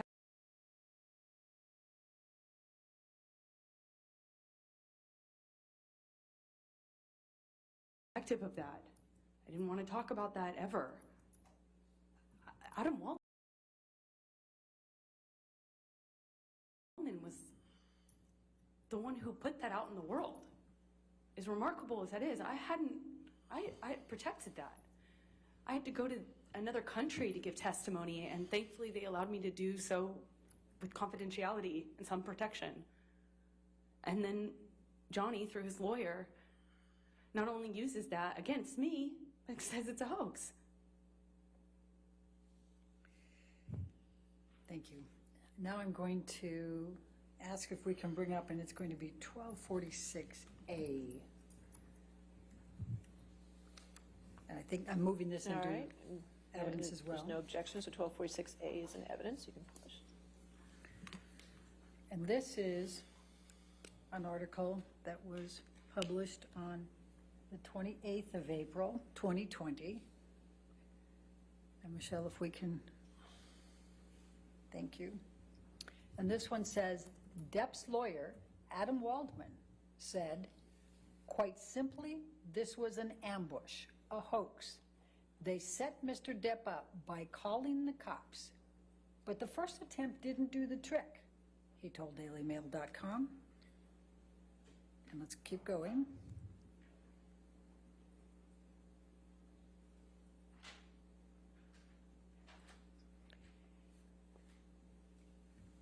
So Amber and her friends spilled a little wine and roughed the place up, got their story straight under the direction of a lawyer and a publicist, and then placed a second call to 911.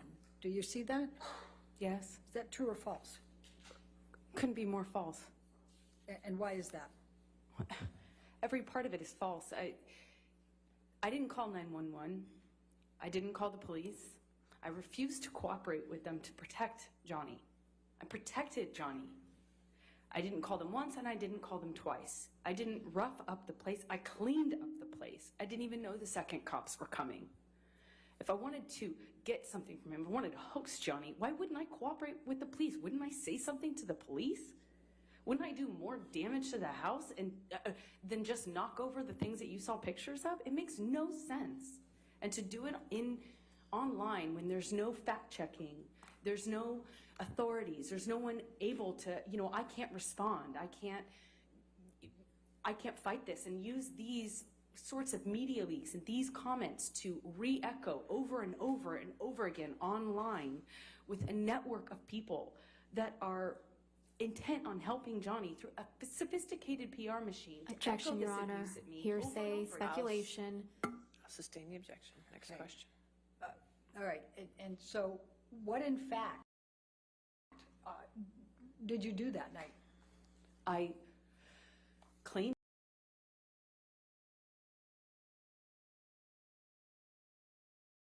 up. I protected Johnny. I refused to cooperate with the police, like so many other people do. I tried really hard to keep it private even after that, even when I was committed to filing for a divorce. I tried to protect Johnny. I tried to protect the history of what we had. I tried to protect him. And did the opposite. And I didn't even have a lawyer. I didn't call my publicist. I called my contract attorney to get me another lawyer who could give me advice on how to protect Johnny. Every bit of this was to protect Johnny and to protect the secret that I had fought really hard to keep for nearly 5 years, which was that behind closed doors, things were not what it looked like. Okay. Michelle, can you take this one down and go to Defendants 1247, please? And Your Honor, I'll move the admission. All right. I know there's no objection. 1247 in evidence. And Amber, this is another daily, a Mail Online, and this is published on 24 June, updated on 25 June 2020. And then if we can go further.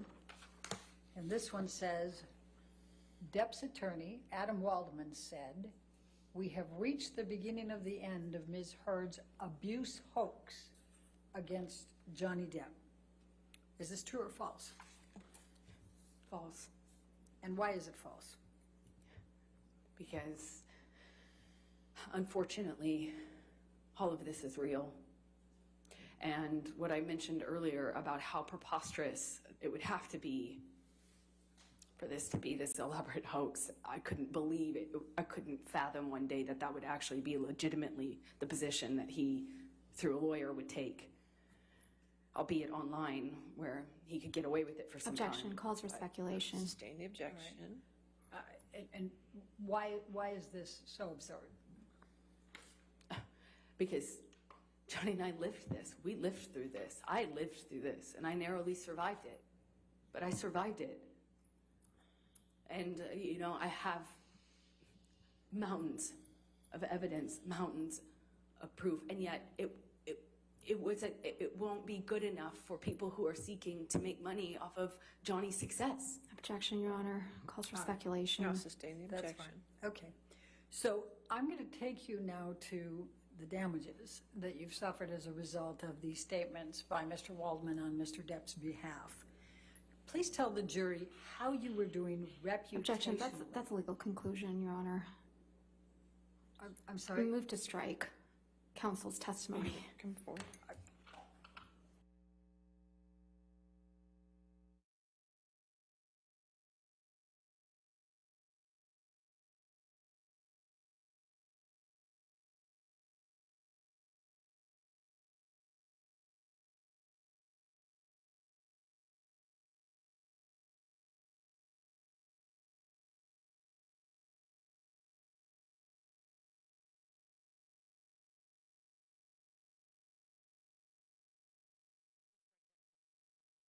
From the record, we'll disregard that question. All right, your next question.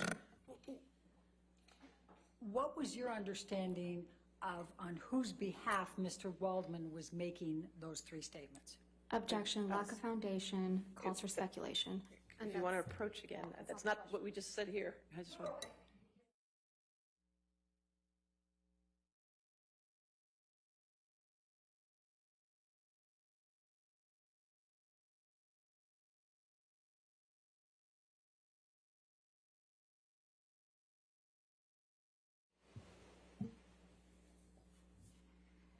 So we'll move forward to my other question here. How were you, please tell the jury, how were you doing reputationally before these three statements were made, beginning April 2020. April 8 was the first of them. Objection, Your Honor. I'm going to object on lack of foundation. She can talk about her reputation. Overruled, I'll allow. It took hard work.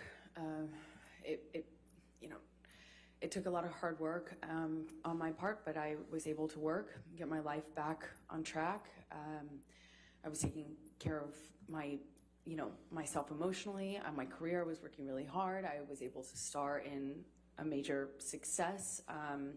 I worked on a TV series that I had been attached to for a very long time. I became an ambassador for several nonprofits that I deeply care about. I was doing a lot of really, it felt really good to be doing the social work and the charity work that I was doing. And I was also filming and working and planning on, I was awaiting a schedule from Warner Brothers for Aquaman 2, the sequel. And I had wrapped on that TV series I mentioned, and I was awaiting to start doing publicity for it to promote it. And I had a campaign, a global campaign, as a spokesperson for a major beauty brand. So things were, the trajectory was positive. So how did things change after these statements were made?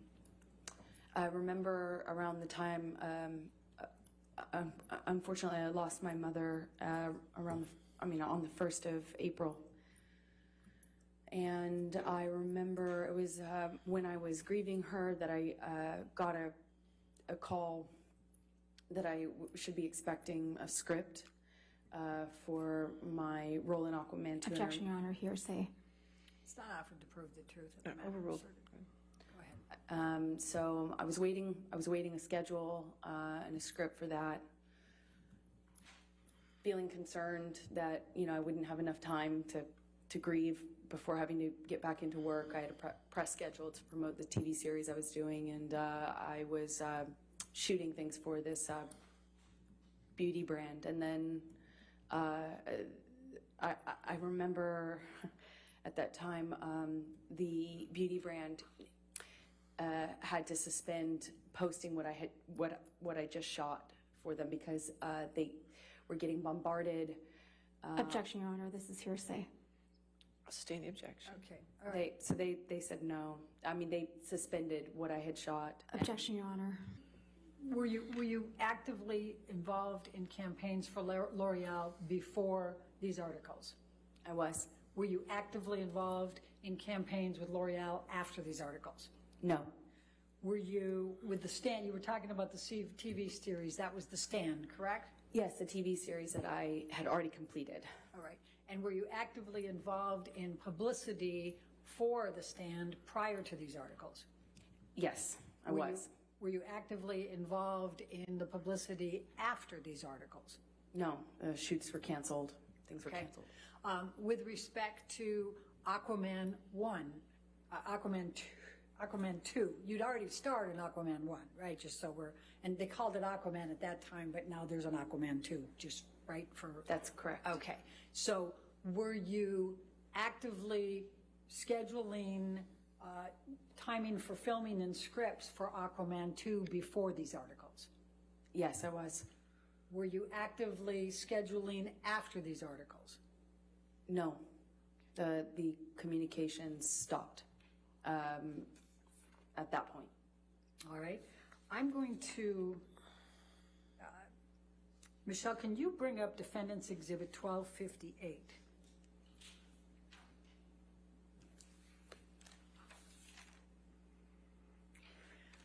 I'm going to show you what has been marked as Defendants Exhibit 1258. It's dated September 21, 2015. Do you recognize this document? Yes. Okay. What is it? It is the Justice League Aquaman contract. Okay, Your Honor, I'm going to move the admission of Defendants Exhibit 1258. Any objection? Yes, Your Honor. May we approach? Sure. Yes, ma'am.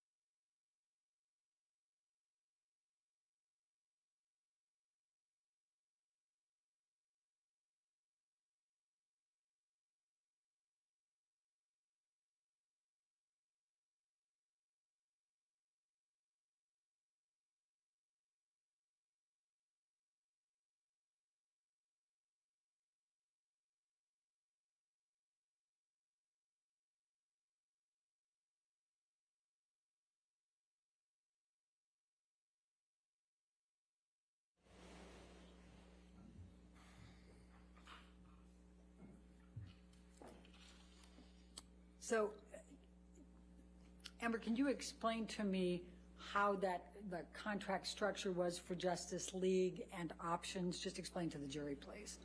It's structured like a 3-picture option. I signed on to do Justice League, where my character was introduced. The fee is, small relative to what it will become if and when you do the other options or movies in that under that umbrella. So it was the contract for Justice League, which could then become Justice League 2, or it could be Aquaman, or it could be some other movie within the DC universe. And the second picture ended up being Aquaman. And then the third picture, Aquaman 2. Each time the fee goes up, but... Objection, Your Honor. This calls for speculation, lack of foundation. Overruled out loud. As far as the contract is concerned, that's what the contract says. All right. And if we go to page 6, so what was your fee going to be for Aquaman? And what was it for Aquaman? $1 million. Okay. And then was there also box office bonuses, opportunities? Yes, I believe. Okay. Yes, there are box office bonuses. If it makes a certain amount in the box office, you get a bonus. Okay. And it says picture number 2. At the time you entered into the contract and with on Justice League, did they know what the picture would be? No, as I mentioned before, when you do the contract... Objection calls for speculation. All right. I'll sustain that objection. Okay. So ultimately, what was picture number 2? Aquaman. All right. And then what was it for picture number 3? Aquaman 2. Okay. And what was the fee under the option agreement at that time? $2 million. Okay. Now, did you have contracts with L'Oreal? Yes, I did. Okay. And can you just describe for the jury what was involved with L'Oreal? You talked about being involved in campaigns and then not. Just explain that to them if you can.